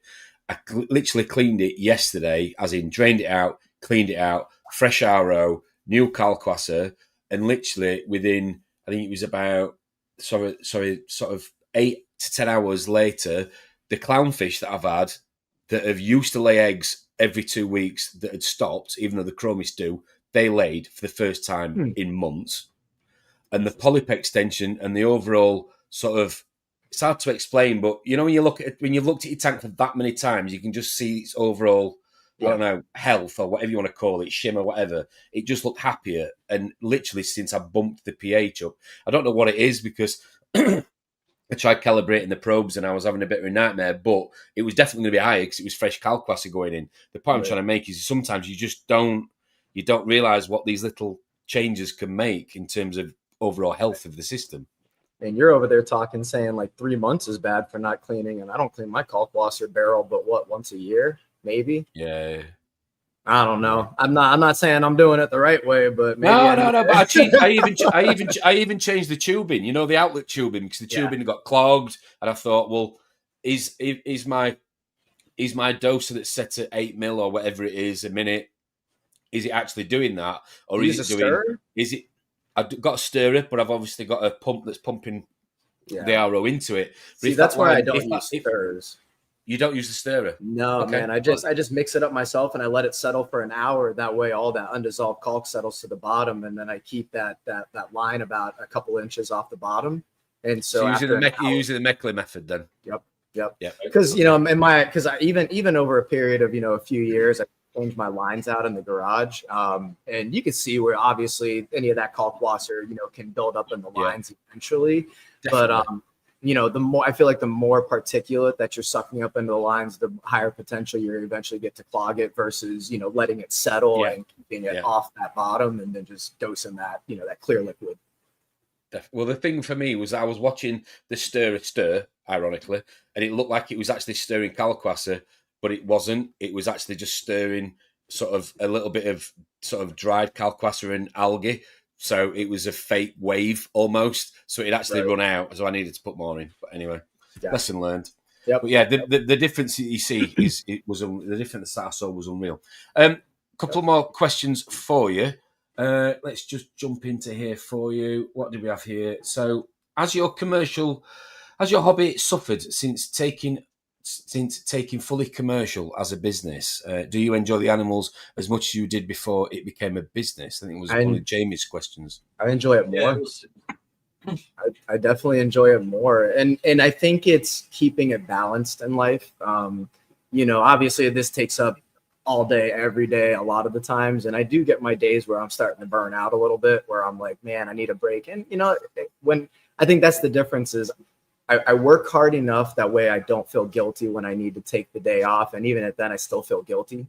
I feel like I should be doing something at all times.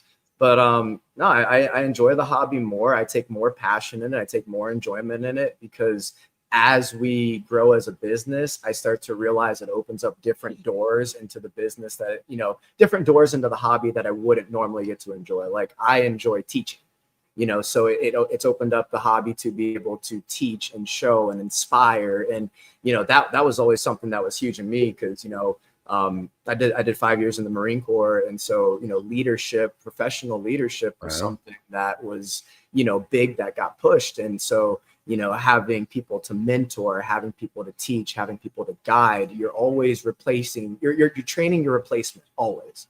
And that's kind of what we're doing, and that's what I find enjoyment in it because, I could see like in our family, we started doing this and even like in our personal things where like we've had, rough family past where like everybody has their thing, but we see where as we establish ourselves, our family comes around to it more. Our daughters accept it more. Our daughters emulate us more. Like, and that's something as like a parent where I'm like, hey man, like if I do anything in the world and my kids get something from it, I've done something good in life.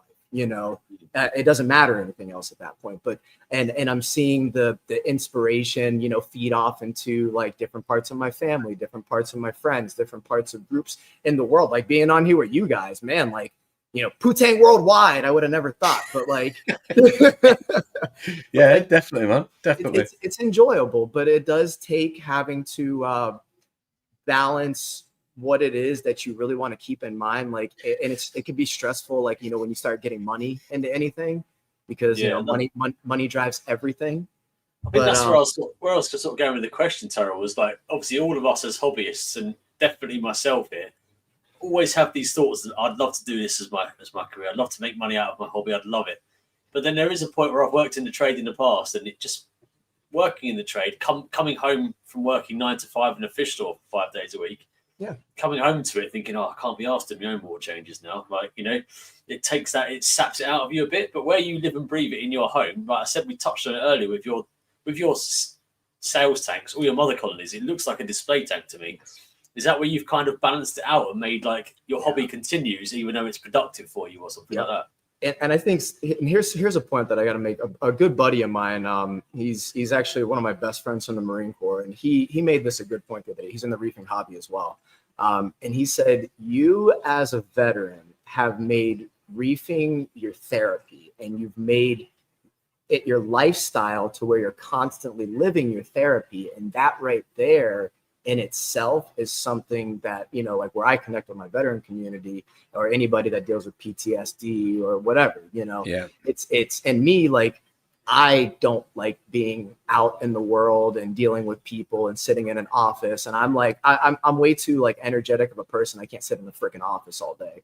And then, you know, so this being here, running this as a business is my own therapy, 100%. And I think that needs to be said, which is, you know, for anybody that needs that inspiration to put, I think to go back to that, it gave me a purpose when I got out to really put a lot of my, my energy and my effort into and my love. And then with that love came purpose. And then I think that's what people struggle, whether you're coming out of a lifelong career, a different career, the military, whatever, like people struggle with finding purpose.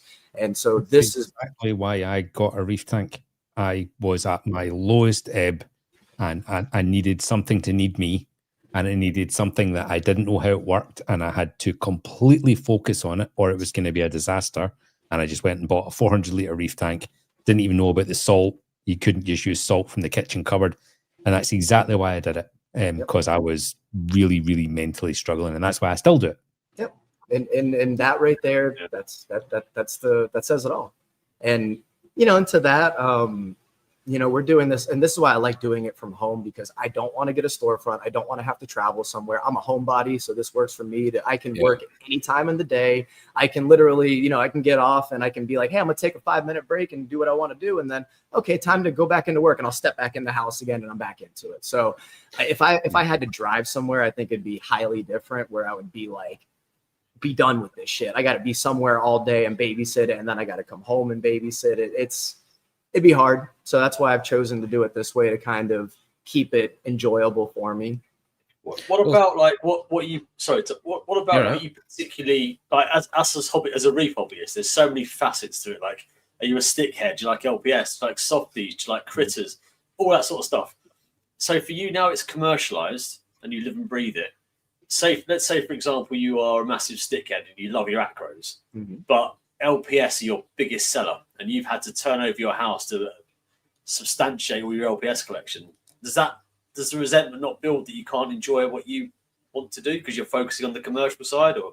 You know, it's weird. It's, you know, so since we've kind of blown up pretty big over the last few years, and then when we got on TikTok, that happened to be a really great avenue that we could start selling, and we've been on there for over a year selling, and you know, we've remained like 99% aquaculture for this entire time.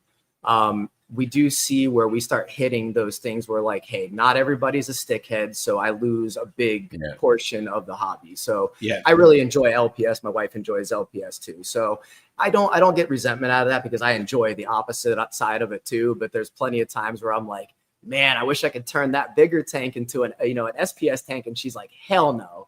And, you know, so I laugh about it, but you know, it's not too bad. It's your fault that I've got so yes, I'm going to say it again. It was my birthday the other day. I got a little bit inebriated, as you do, a few beers. And I knew you were coming on, and you've turned your house into what I'm sure most reefers would love to turn their house into if they had a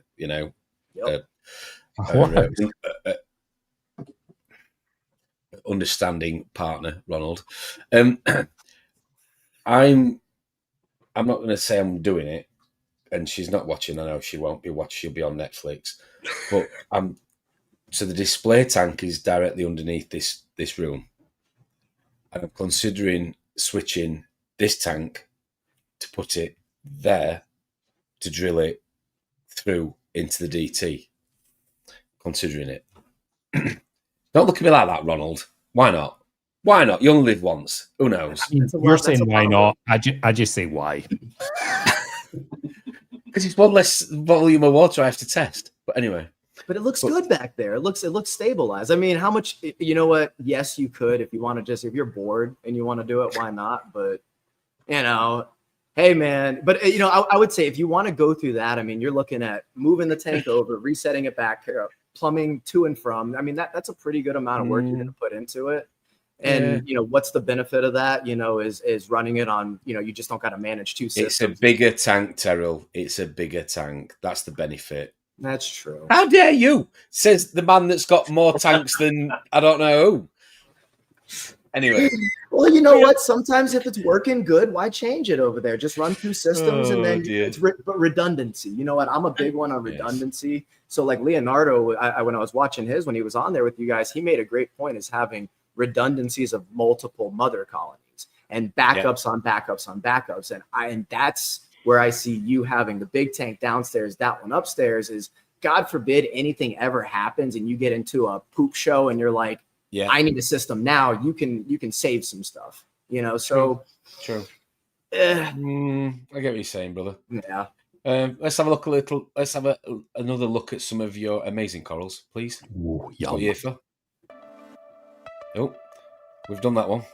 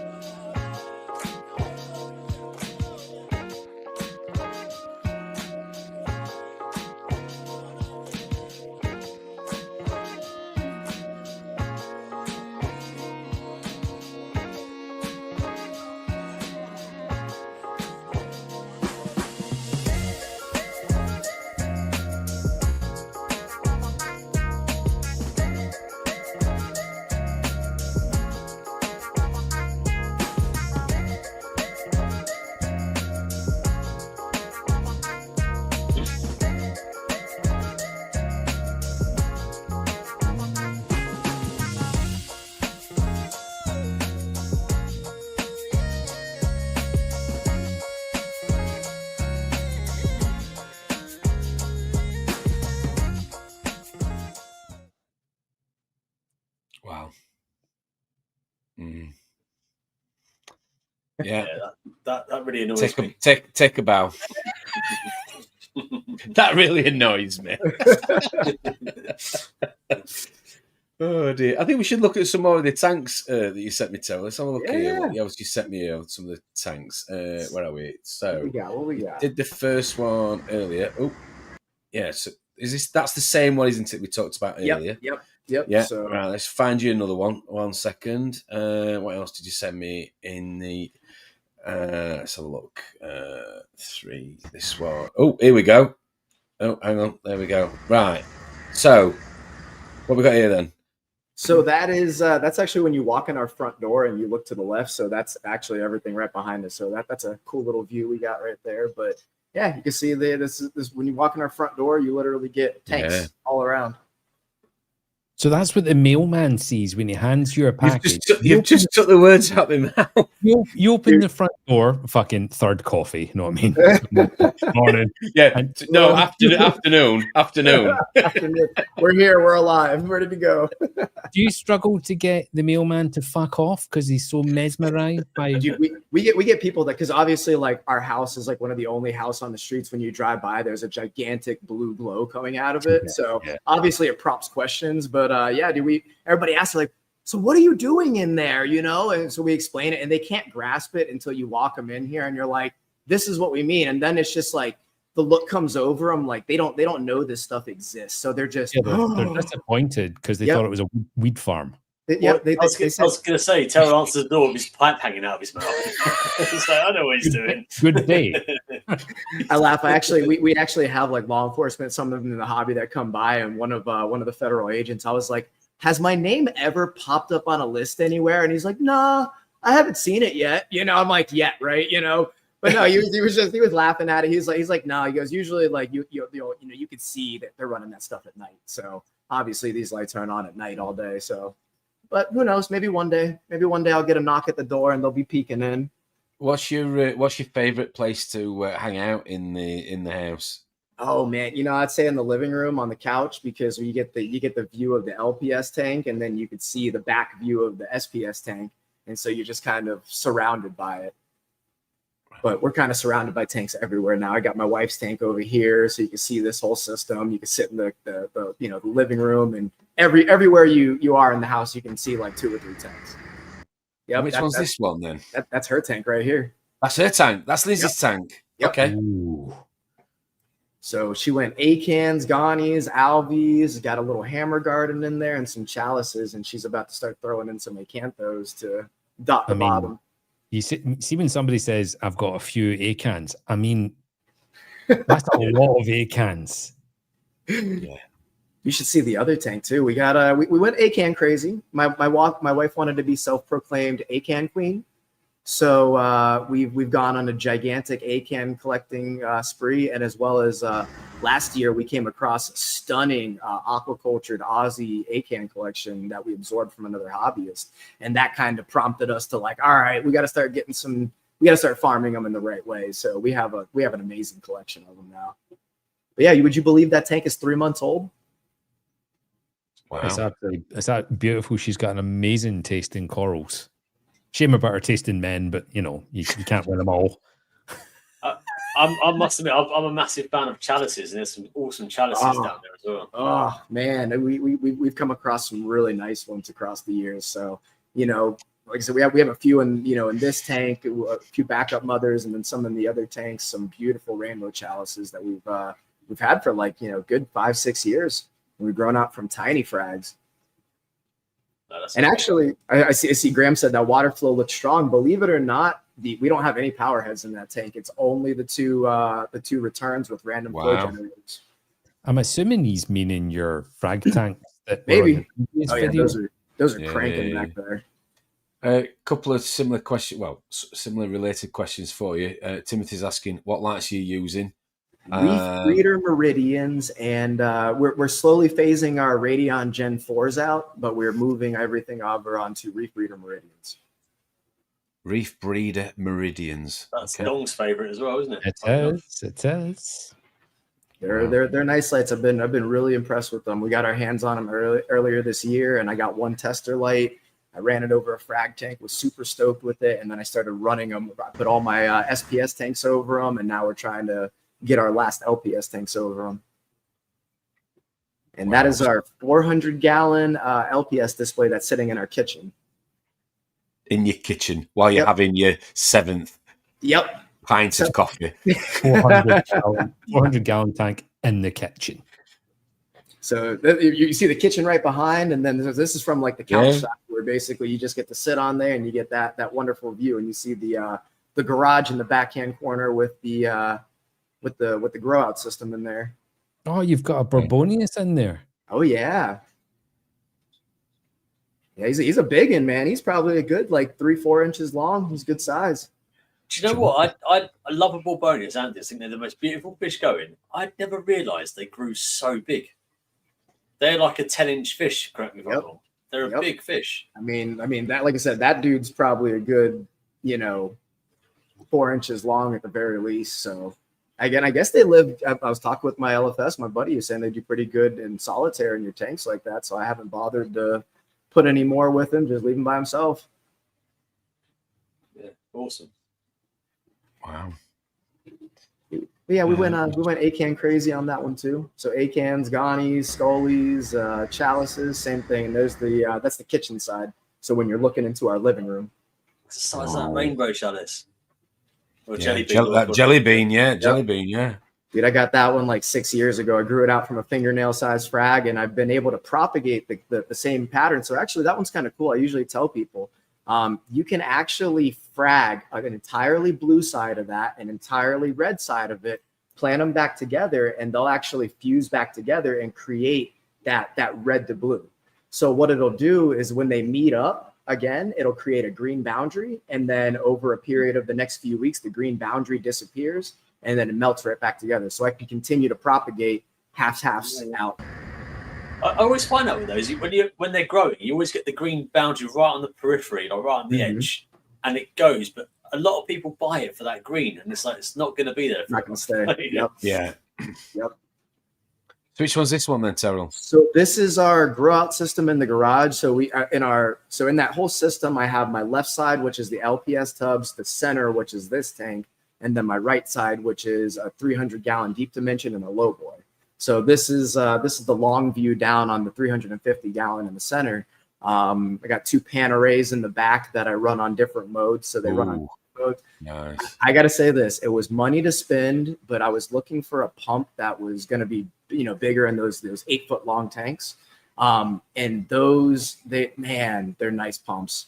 And being able to program them together, they push water like I've never seen.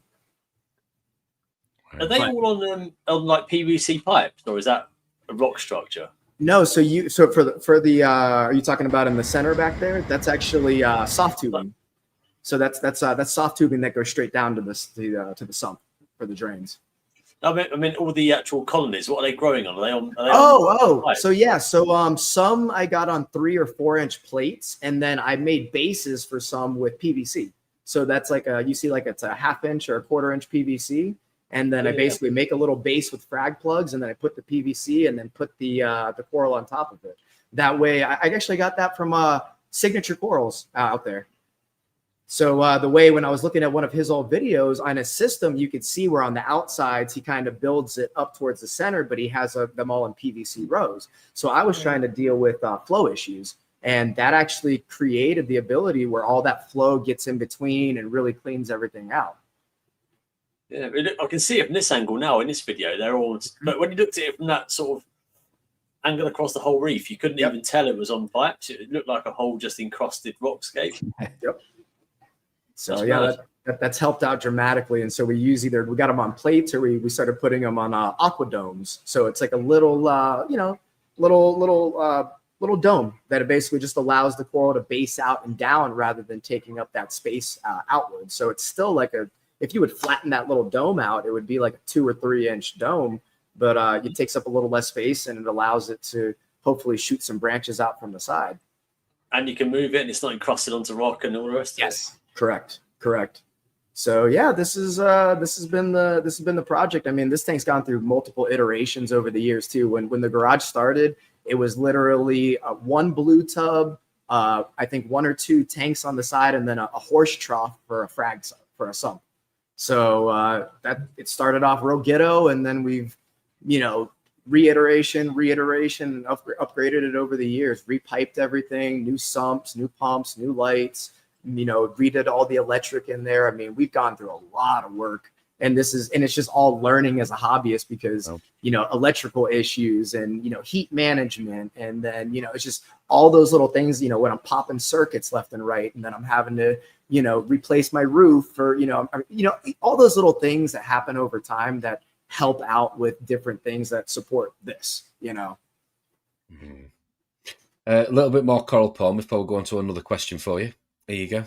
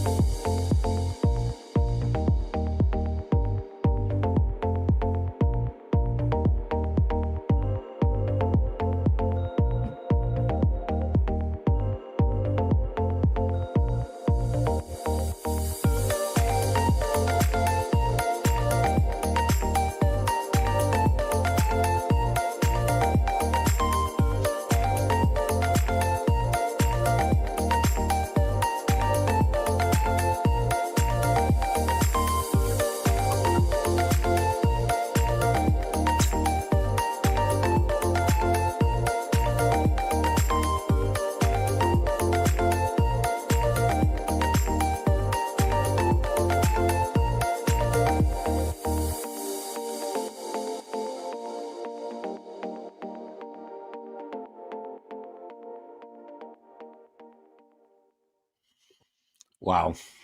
I'd have financial issues if I lived in America. Yeah, just a little bit. Just This a is little why bit. I do it as a business, because I always used to tell the wife it's for the business, and it's for the business. And now she pulls that on me. She's like, "But it's for the business," and I'm like, "Ugh, all right." Another video question that got sent into us earlier for you, Terrill. Here you go. Our good old friend Stefan. Look at that. Honestly, I've got the missus pregnant. The seals to just give birth. Good evening, Tom and the Reefers Network, and everybody watching. My question for Poo-Tang is one coral. You can only pick one coral to aquaculture, so you're Ash Ketchum picking his first Pokemon, but you can only have one. Which one are you picking and why? And I must ask you a question. What is the wax that you use for the epic tash? There's a lot of people out there growing tashes. Movember is approaching. Let us know. See ya. Good question. All right. So the mustache, I've trained this. I'm actually using no wax right now. So this is a no wax mustache. Let me see. Not bad, right? What? You've got nothing on that. Nothing. No wax. I used to use some wax. I've been through a couple kinds, and it's actually been like 2 years since I've used the wax. So I used to pull out mustache hairs all the time. So it's kind of a pain in the butt. But I'll have to get back to him. I'll tell him the old one that I used. It was actually pretty malleable. But commitment, man. Anybody who has the mustache knows the commitment it takes, because either you got to convince your significant other to let you keep it, or you can't get annoyed with it and shave it after a few years. It's a lifestyle. And then coral. What are we talking about? Species or just one specific coral? Up to you. Up to you. Yeah. I mean, you know, I love my SPS. If I had to stick with something, I would aquaculture SPS. You know, and again, I love my LPS. But yeah, I'm a stickhead at heart. But which one? Yeah. If you're gonna say SPS, which actual acro? If you really got one left, what are you keeping hold of and why? My grafted Pikachu. So I don't know if you guys saw it in the little Emma said it instantly in the chat. She said that's on my list. Yeah. So that one was actually really special because I got it in as a Pikachu years back. Came out that mustard yellow with the red polyps, and then I noticed a one green pigment popped up in the middle of the colony one day. And then months and months later, I noticed it growing and growing, and years later, now it's throughout the entire colony, and it's picked up a third shade of like yellow green. So it has the mustard yellow, the highlighter, like the really, really neon green, and then it picked up another highlighter green. And you could definitely see the variation in colors. And I've actually been able to propagate that same 3 color out in multiple other colonies. And I think that colony is the reason why I'm shooting in the dark, but I think that's why I have green pigment infection popping up in other colonies around my system as well. So, and you got that just by chance, just by luck. You didn't buy it as that. Chance, total chance. Yep. I don't know why, I don't know how, but it's been there for years, and I can continue to propagate it out. And I'm pretty sure it's in that colony because I actually isolated another Pikachu with just the one color, and it's years now. It's finally picking up another green pigment. So I'm like, is it in the DNA? Does it jump around from colony to colony? Yeah. Because there's another one. I have a Cops Cali stag, which is like, it's like a blue with like a bluish color, but you can see like the green grafted tips in it, and it actually picked up purple in it too. And the purple was a new one, and I thought it was just maybe like low light area, but no, you can actually see very, very solid purple, green tips, purple splotches on it, and then goes back to the teal blue bottom.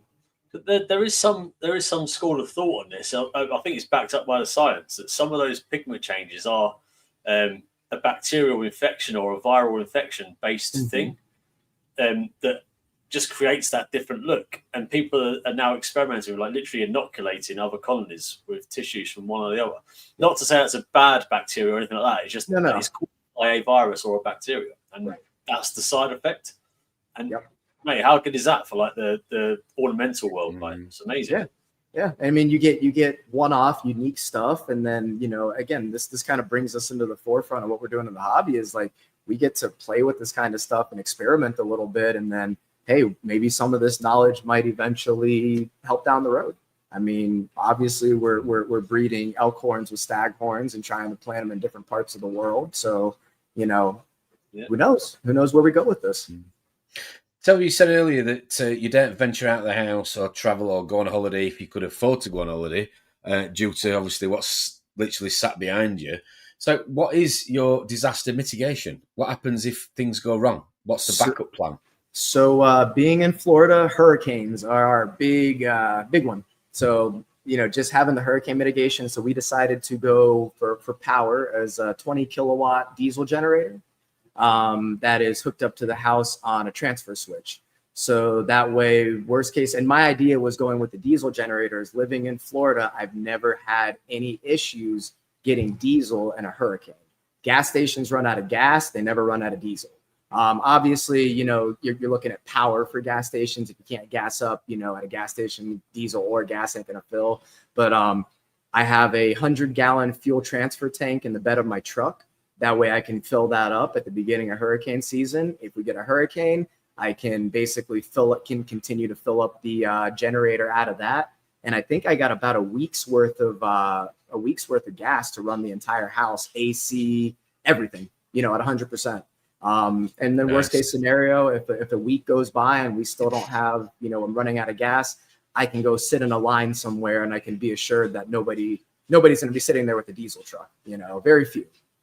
So yeah, that was our thing. And then we're also trying to, like I said, I'm trying to do a backup AC unit because, you know, my central AC is my largest weak point in the house right now.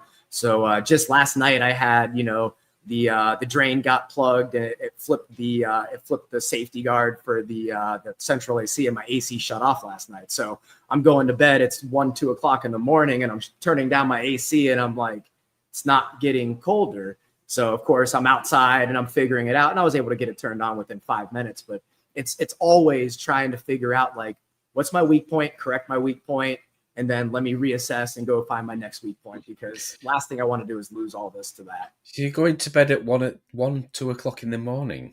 Yep. Because sometimes we're finishing sales at midnight. So I'm wired, dude. So do you make so does your photo period of your corals correspond to how awake you are? As in, you want to look at your corals? Because I've done this. I don't know the people watching.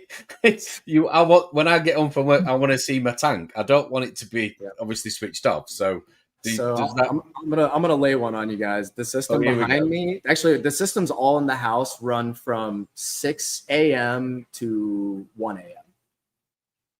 Wow. My photo, yes. But wow. So they come on at 6 a.m. to 8 is very, very low. So it's very, like, you know, a couple percent. Then it starts kicking on at 8. I get about, I want to say 10 to 12 hours of peak blues. And then I get about 4 to 5 hours of peak whites. I get a full 14 hours of whites. So it gets to ramp up and ramp down because I like being able to see that spectrum. But yeah, I do super long photo period, but I make sure that I was hitting light inhibition at a point before. So I've actually turned on my lights down. I started shortening my intense photo periods. But yeah, my systems are on a long time. The garage it comes on at 8 in the morning and goes off at 11. So it's a little bit shorter, but yeah, I run long periods. And I'm like you, I like seeing my tank when I'm awake, you know? Yeah. Cool. I guess your biggest disaster mitigation and backup system is the fact that you live in your facility, isn't it? So anything goes wrong, you're there. Yep. Whereas, you know, that's priceless. 100%. And like I said, it's that little thing that happened last night, you know, is turning the AC down, and it's like, shit, it's not turning down. If I was waiting till the next morning, and let's say it's summertime, thank God it's, you know, a little bit cooler. It's starting to get into the 70s again at night, you know, 60s maybe. But, like, you know, if it were any other time, worst case scenario, it's always going to happen at the absolute freaking worst time. So, you know, being here, every second counts, every minute counts, and I'm able to jump on it and start making phone calls, you know, and going through my risk mitigation process. But yeah, me being home is the biggest thing, I will say. We have you on as a guest, but I have to give another shout out to this gentleman that I met at Reefapalooza, and how could anybody ever forget this guy? I'm sure you've seen him on socials. What's up? The amazing dive man is in the house. Good evening, good afternoon to you. I hope you're good. Yeah. At first, me and Drippy were just stood in the queue at Reefapalooza. We were just like, what on earth? We were taking it all in. We were just like, what on earth is going off? And this guy was dancing up and down, doing his little parade, his little merry-go-round. And that's your thing. That's the American sort of thing, isn't it? Over there, you like a little bit of this, that, and a bit of pizzazz. And he definitely brings that. He definitely does. It was lovely to meet you. Hope you're well, anyway, mate. Hope you're good. Nice to see you in the comments. Thanks for joining us. There's a few other comments regarding coral farmers treat corals differently to hobbyists for growth. So, do you expect your customers to get your corals to thrive? Yes. And you know what? A lot of my customers and a lot of the people that are in the chat have bought from me and purchased from me. And you guys can, if anybody wants to vouch or criticize me, go right on ahead. But we stand by the health of our animals. We know how we treat them. We know how we grow them. And so, again, it's on you guys. When it goes into your tank, it's on the hobbyist. So not everybody's tank is perfect. Not everybody does a good job. Some people are still learning. It is what it is. But we try to set them up for success. And we're not going to sell them something that's outside of their means to keep. And when we are trying to build people, because, again, we love our SPS, and there's so many people that want to try SPS and they're terrified to, because they're just so intimidated by it. So I'm like, hey, look, I got all these bomb-proof pieces that I've mistreated over the years. I've aquacultured out 100%. They're multi-generation in. Try this piece and tell me what you think. And I get people that come back and be like, dude, it's like overgrowing my tank. It's still alive, blah, blah, blah. And they're getting this success. And then I can work them up into, okay, now try this. Now try this. So yeah, man, I expect my corals to do well in your tanks. And if they're not doing well, we're actively having a conversation with our customer base to talk about their tanks and, see how they're doing and to help them out, and we do encourage people to hit us up and, talk with us. Like we like to be that source, and we're happy to answer your questions. Like that's what we want to be here. Not only we want to sell coral, but we want to teach people, because I think that's a bigger part of it, is teaching people, because the more we teach, the more people have success, the more they actually stay in the hobby and can buy more. Yeah. So it's a self-fulfilling thing, I have so much sympathy for coral sellers like yourself. So looking through your videos and the porn you put up earlier, all those peach and orange color SPS, is that color for me. I can't crack it. I'll go and I'll buy an orange acro or a peach color acro, put it in my tank. Within 2 months, it's green. I can't get that peach color. I know that's on me. I know that's 100% my conditions and stuff. But people that are new to the hobby might think, I want a bit of that, want a bit of that, want a bit of that, and have the same experience I get, and then blame it all on the seller. So, you've sold me a dud. It was a fake. You know what I mean? It's there's so much more parameters at play to keep it how it is. Did I send you a Bill Murray? Yeah, I've got the Bill Murray's looking okay, but the peach fluff is not peachy anymore for me. Oh. I think that comes with, making people's expectations correct, because a lot of people, again, like we were saying, everybody thinks they can get in here and be a seller. Everybody wants to be a coral farmer until you realize what it takes to be a coral farmer. Yeah. And if you want to do it right, it takes a lot more than a lot of people are willing or able to give.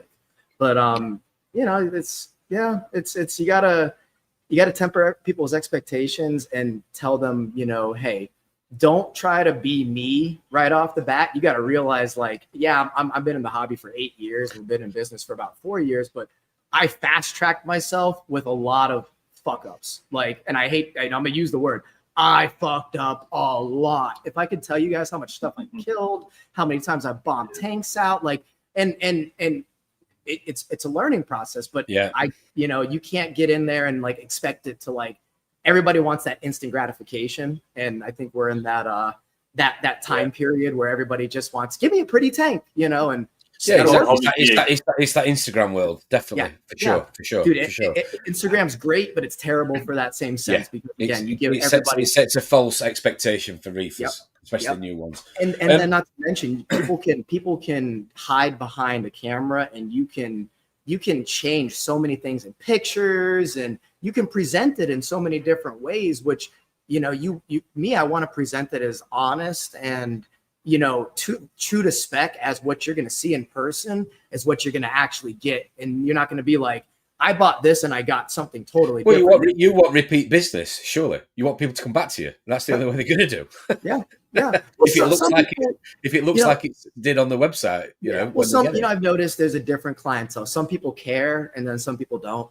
And again, I'm like, hey man, to each their own. But if I gotta look at myself as I'm like a small batch brewery. I can only handle what I handle. I'm going to do something very, very specific. And if you come to me for what if you come to me for a certain taste, you're going to get a certain taste, And if you want something else, go somewhere else, man. Like, But that's what keeps it special. That's what keeps the pieces special and niche, right? That's what you want.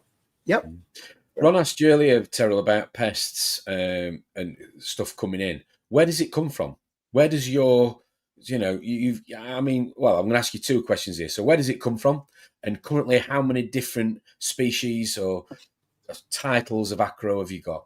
Oh Lord, man, you know what? I was just having Don't lie. You count them at 1 o'clock in the morning with your orange glasses on, with the pipe, with a cup of coffee, walking around there in flip flops, twisting the yes. See, only flip flops, completely naked otherwise.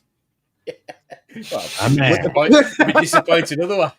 And then the missus is just shaking her head in the background. She's like, "What the hell?" They know too much. They know too much already. Okay, see, this is where my ADD starts. So what was the question again now? My ADD is like... Okay, so where are they coming from? Okay. And how many do you currently have? I have no idea how much I currently have. I've actually gotten asked that question, and I really need to I need to go through it. I want to see how many signature pieces I got, but and really figure it out. But we've collected from other hobbyists, from locals, from wholesalers, some from other businesses. I mean, I've anything, anywhere possible. There's pieces that I've got that are straight names. Some I've gotten as brown bag specials. Some I've gotten maricultures and I've worked on over the years before I've aquacultured them. Like, it's just, anywhere and everywhere. And I like the challenge of growing it out from a frag just as much as I like bringing in a shit looking mariculture colony and turning it into a complete gem, because there's a few pieces that are in that little round of pictures that I got in as garbage mariculture colonies or just one little frag. And then it turned into a beautiful gem and, staple pieces, but all over the place. I shop with other vendors the same way I always have. Well, one of the things I wanted to ask you on the back of that was the most popular coral that goes out of Tang Reef's sort of shop or household, should I say, as a business. Does it match with, how do you manage what's selling with what you like as a hobbyist? Because I'm assuming you get to a point where certain stuff, because reefing is a fashion, as we kind of know, it changes on a regular basis. So stuff's getting sold, which is, you need to cover your overheads as any business does, but you want to bring something in, but maybe it's not what's currently selling. How do you manage what you've said? You're a stickhead, you like your acroporas, so you've got, on one hand, people are wanting something, but on the other hand, you want to give them something that maybe they don't want. How do you manage that? Make the trend. Okay. You create the trend, and here's what I think. Okay. Yeah, and I'll look at it like that: is we stay in our own lane. I like what I like. I like my SPS. I like my chalices. Let's say, like we've talked about, like Fabias. I think Fabias are gorgeous, and I don't think they get enough credit in the hobby. And I've thrown around with the wife. I'm like, maybe we should start farming out some Fabias, because like I'm blown away by some of the colors, and I have a few already where I'm like, these are cool. And we talk. We're like, will it sell? And I'm like, maybe not, because we've had other vendors tell us, nah, dude, Fabias don't sell. Yeah. And I'm like, well, what if you come across such a beautiful collection where you inspire somebody to say, you know what? I never looked at Fabias before, but maybe I will now. A bit like an acan garden. That's exactly where, that was actually one that actually happened. We came across, we had a few acans at one point. We came across a really nice high-end aquaculture collection that we absorbed. And then that, when we held that, now everybody is like, oh my God, these exist. And now everybody gets to see them in a condensed place. Yeah. So now it's putting together like, wow, there's a lot. The color contrast and colors are popping. Yes. Yeah. And so now all of a sudden, now it's funny because at that same point in time, we watched a lot of other vendors start going towards collecting acans because they saw we had made a splash with selling acans and collecting these, and they're like, oh shit, we want to collect acans too. So we see how, you know, again, it doesn't have to be you follow the trend. You could just make your own trend and make it popular if you want, because somebody's going to be out there to see it and like it. Ronald's got one of the nicest acan gardens. Sorry, Jamie, in the UK, haven't you, Ronald? You're very proud of your acan garden, and rightly so. You should be. I would never call it the nicest one. That's just fucking bollocks. But it's very nice. It's one of the nicest one. It is. I love acans. They are my favorite coral. The colors in them, man. You're shaking your head. You know. No, it's funny you're saying make your own trend, right? Because that is the one thing. If I do a very short video of my tank and I send it to somebody who's saying, "Have you got such and such in stock?" Yeah, everybody says that. They all ask for the acans. I'm like, they're not for sale. Yep. They're not for sale because currently they're not for sale because I want to frag and get a large enough population to ensure there's no collapse. So yes. Yep. And see, that's where I'm at with it. It's like, you know, man, we got all these nice acans, you know, we feel that pressure to sell, you know, and to keep up with the Joneses. You got to keep, everybody's got ADD nowadays. So it's like, if you don't keep their attention for more than 5 seconds, they're off doing something else. Yeah. And it's like, but I can't feel pressured to sell my aquaculture collection if I'm not ready, because my goal is making money. My main goal is to make sure this piece is propagated and continues. I don't want to just have this and be like, oh, I had it for a few years and it's gone. You know, I want it everywhere, you know. Away and shite, Ron. I can hear it in his accent. Terrill, go back to what I said a second ago then. What's the most popular coral at the minute that's going through Putang Reefs? SPS has been our thing, because again, I go back to like making it popular. How many people that come on our lives and our sales and they watch it and they're like, I don't do SPS, I don't like SPS, but I see your SPS and it makes me want to try it. And I'm like, that's where I'm like, yo, we're doing something cool. Because which one of them? Sorry.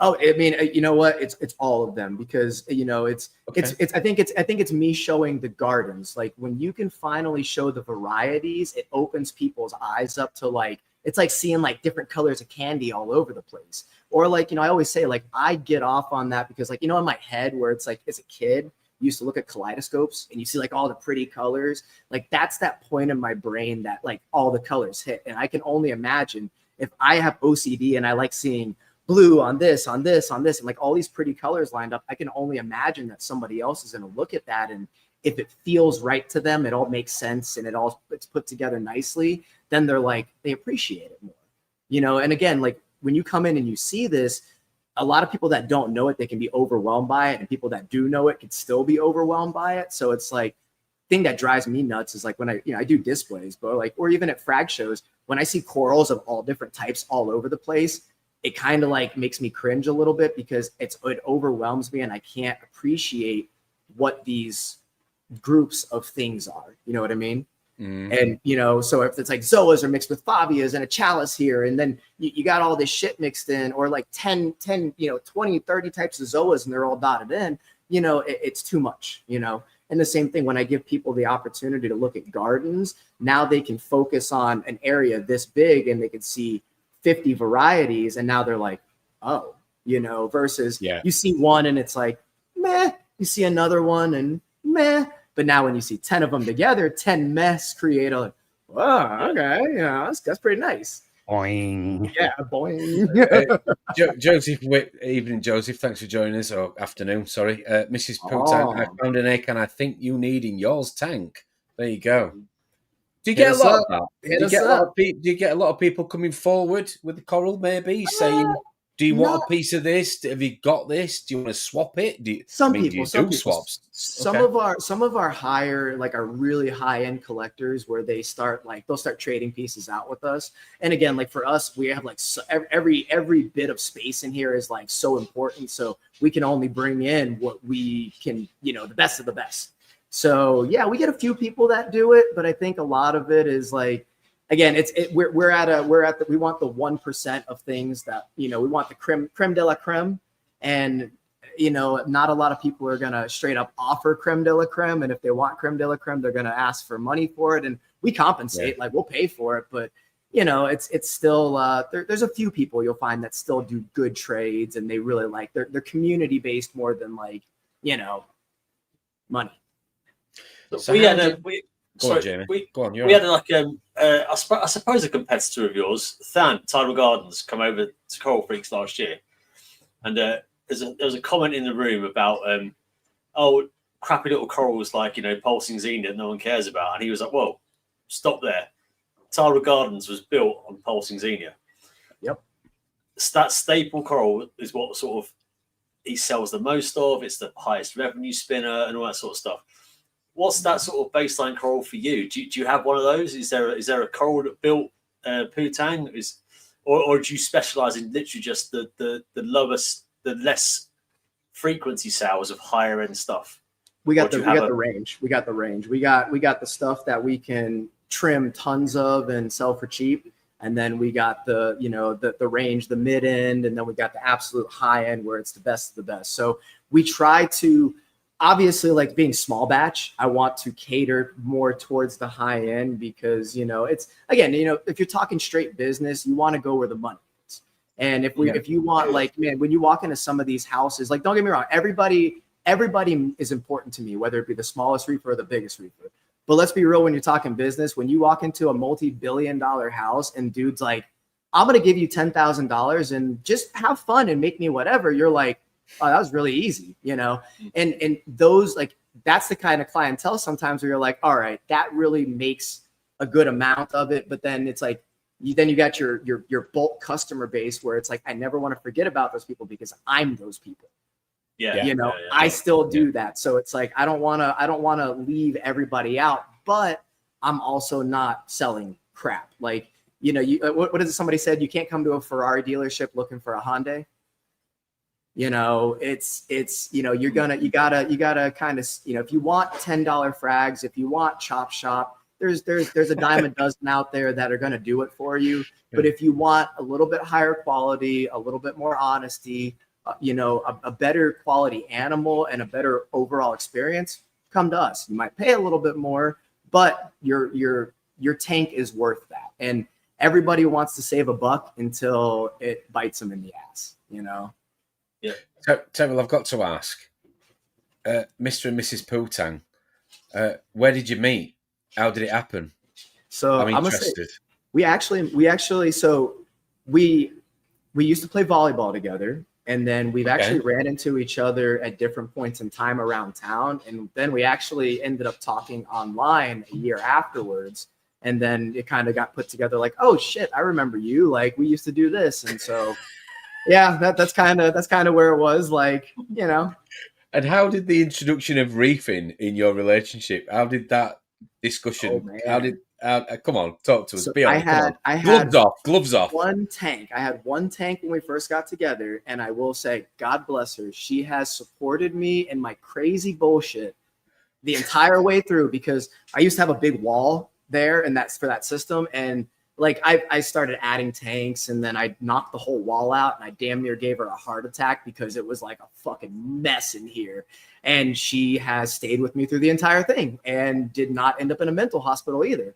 So yeah, you know, she supported it. She saw that I enjoyed doing it, and then, you know, it really wasn't her thing, so she let me do my thing for years. And then last year, I mean, she was working a full-time job, and she hated her job. And I told her, I was like, dude, just work from home, quit your job and work from home, because I was starting to build it up enough to where we can do it. And she's like, well, I really don't like that. And I'm like, well, you don't like your job right now either, so you might as well be home and not like what you're doing. And so as soon as she quit her job, she, like, I remember her first day, she was like sitting out in the back porch, and she's like with her coffee, and she's like, is this what it's like to be working from home? Like, it's like that pressure was gone, you know. But ever since then, you know, it's a different pace, it's a different lifestyle. But yeah, dude, she threw into it when she quit her job last year, 110% with me. And she's actually picked up faster than I've ever expected. Like now, like we were just having a conversation last night.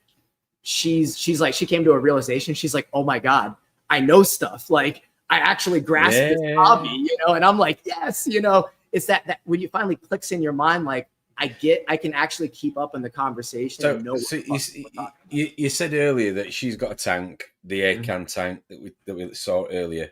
So there's going to be times when you collide. There's going to be times when you have differences, maybe of reefing opinions. So you've got the experience. She's probably got more of the energy and enthusiasm, maybe. What do Mr. and Mrs. Poohtang tend to disagree with the most? You know what? I'll say this. It is anybody who can work with their spouse from home and be with them 24/7. It's a special kind of partnership and marriage. Yeah. Because I grew up watching my father, like my father's done small business his whole life. So him and my stepmom have been married for, 25 plus years. And, well, I guess, about 20 years now. Yeah, about 20 years. A little bit. Yeah. Anyways, I'm going to start thinking too much into it. But anyways, they've worked with each other. They've ran business together. They've rode horses together. They've rode motorcycles together. They've traveled. And I'm like, and this is what I used to do with my family. I used to ride horses and motorcycles with them and do all this shit. And I'm like, this is what I wanted in a partner growing up. And then, I have my wife and this is what we get to live all the time. And it's not easy because sometimes, you get on each other's nerves. Sometimes, you have each other's days. I got my days and I'm snappy sometimes and I got to pull myself back. And she's got her days where she's annoyed with me and she's got to pull herself back. And, we have it out, whether it just be for, it's just partners working together, and yep, with what corals to purchase. There you go. But you know what, we look at it and we say, hey, look, if we're both doing this, obviously we're going to make sure we can continue doing this. But I give ground and I say, hey man, you know what, let's buy a whole bunch of coral that you want and I'll rotate my shit out for a couple weeks from now. That way it's a give and take all the time, but I can't do it alone. I will never say that I have any of this success without her because she makes up more on the backside of the business than you guys could ever imagine. Like, I couldn't do it. I couldn't do it without her. Definitely. I feel exactly the same way about my partner. She's the most wonderful thing that's ever happened to me, or the absolute world couldn't do it without her. Totally agree. Yep. And that's something special in this world, man. I go to work to get away from my wife. Anyway, we well past the 2 hour mark, Terrill. A couple more questions we're going to cover with you and include the audience as much as possible. Audience, if you've got anything you want to hit up and ask Terrill or Lyndsey, please throw it in the comments before we wrap up this evening. One of the things I wanted to ask you, I think this again was probably Jamie. So, what was the plan from the start in terms of Poohtang Reefs? So, did you decide it was going to be a multitude of tanks in the house, or have you just literally just phased it out one room to the next? Evolution. It was an evolution. It started, like anybody else. It started with 1 tank, and then I got 2, and then it was 3, and then I said I wasn't going to get any more, and then I had 5, and then it just kind of keeps going. But it was like I said, I've been in the hobby for 8 years. I've been in business for going on 4 now. And I didn't start with the idea of doing business, but when we finally had so much, she's like, you got to do something with this or else like it's just becoming a drain on finances. So either shit or get off the pot, Yeah, true. Yeah. I shit, I started doing it, man. And I was going to get into business with a buddy of mine and he was a little bit too busy. So I bought him out and then we just threw everything into it. So, and there was a few times where we almost, like I said, I almost chunked up the deuces and I said, I'm done. But we've, as it's evolved and as the dream has evolved, we've started to see it, come to fruition. And now it's a clear path, but it's a path you got to choose every single day, every moment of the day. Sorry, my reefing sister from another mister across the pond has asked this question twice. Elisa Sa. Who has inspired or continues to inspire you in this hobby? Much love. Oh man, you know what? That's a hard one because I've never been a big fanboy of like picking one person or the other. I've never got off on being like following sports, professional sports players, anything like that. But I look at all the big heads in this hobby, the people like the big names, and to me, I look at some of the people that are growing the most beautiful coral, and I don't care who it is, as long as you're growing beautiful coral, that inspires me to grow beautiful coral. Yeah. And like I'll watch, it's funny because I'll watch like any video online, Worldwide Corals, Top Shelf, Frag Garage, like all these other people. And I'm like, afterwards, I always come out thinking, I'm like, I got to do some work, man, because like, after I hear all these people talking and I'm like, I got to stop slacking, like time to get my shit together. But so any of that inspires me. But on that note, do you not think that that's a little bit dangerous? Because I think not necessarily you personally, but as a reefer that's, nowhere near got the sort of, experience with SPS that you have. But I personally just think that reefers are too easily influenced. Social media, you've just said YouTube, whatever, try this, pour this, do that, do the other, and change so many things so quickly. If there's one thing I've personally learned in my reefing journey over the last 15 years, whatever it is if you're going to do one thing, do it, observe it, has it made a difference before you start changing something else? Because I think, especially with SPS, you try and change too much too soon and it can be an whole whale of different conversation. Oh yeah. I'm trying to think for that. Well, we know that from our own perspective is that you've only got to change your lighting by say 5%, and you won't see an effect for 3 weeks. Yeah, but it doesn't just happen, does it? You've got to sit with it and watch it. I'll say this: with everything out there, find 1 or 2 mentors and utilize 1 or 2 methodologies. Try your best not to blend multiple things. And then what I say is like find 1 mentor and emulate them. Like when I got into the hobby, one SPS local guy around here, Jim Wells, if he's listening, thank you, brother. Huge inspiration. When I saw your SPS tanks first, I fucking geeked out on them, and that's what sent me down the path. But I remember seeing his tanks and I was like, I emulated his tanks because obviously this gentleman had success. Yeah. So I was like, obviously he's doing something right. Let me do what he's doing. Yeah. And even if I'm not grasping what he's doing, I'm just going to do it. And then from there, I can build what he's doing in my mind and understand it. And then I could take those individual puzzle pieces out and replace them with different things and say, does this work for me? If it works for him, and I can start making my own methodology. But that's where I'll say, just pick one person, emulate them, understand what you're doing, understand the methodology that you're doing, and then from there start changing things around in your own personal way and get your own taste. Yeah, I think that's a really important point you've just made there. To be fair, Terrill, is if you change something, understand how it's made that change and how it's made that difference, and so you can prevent it. Yeah, I think that's really important. Definitely. I was just talking on a live this morning, and we were talking about how easily it is to stick your hand in a tank and then literally watch the out consumption stop consuming in the tank from the chemicals on your hands leaching into a tank. Yeah. And so it's understanding these little things and the nuances of what you do. Or like somebody was saying earlier, we were saying, KZ flatworm stop. I ended up screwing up one time, dosing too much KZ flatworm stop, overdosed my iodine, but on the backside overdosed copper, which I didn't know that it had. And I assumed that it has copper because that was my, thing. Or I was dosing, I forgot what product it was, but I didn't, it was to raise nitrates. And I didn't realize I had potassium on the backside. So I get an ICP back and I'm like, dude, my potassium is through the roof. Couldn't figure out why. Oh, okay. Now this is what it's doing, Yeah. And so I think that, and I've heard a couple other podcasts that Dong was on the other day with Greg Carroll and Reef Bum and all them. And, saying how there's so much going on in the hobby. There's so much technology and information and this and that. And everything is thrown to all these new reefers and nobody knows how to incorporate it or put it into a way that they can understand. And a lot of people get into that fallacy. They're like, oh, it was better reefing back in the day because it was older and, it was simpler. But it's a lot of that information and technology allows us to keep species and stuff like that we've never been able to keep.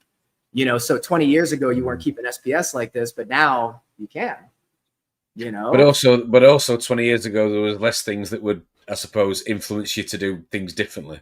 And that comes with the internet, dude. The internet's a crazy place. And that's where it comes down to the individual is how it's, again, the internet is a tool. Stop letting yourselves get so wrapped up into the internet, whether it be social media or influencing or whatever.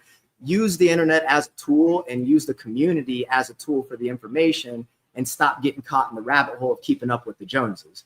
Because that's how you get yourself in freaking trouble, because you're jumping from thing to thing. This person told you change your light cycle. This person told you dose the call. Yes. Oh, definitely. and then you heard this guy, and I'm on here and I'm saying, hey, I like this, this, and this. And then they're like, oh shit, Tang did it. But you don't understand why I'm doing it. Correct. Exactly. So this is why I say, don't be afraid to call people up, hit them up, hit me up, say, hey, I heard you say this. But you explain to me why? I also do think there is an argument to say experience over sort of knowledge to an extent, which sounds a little bit controversial, I know.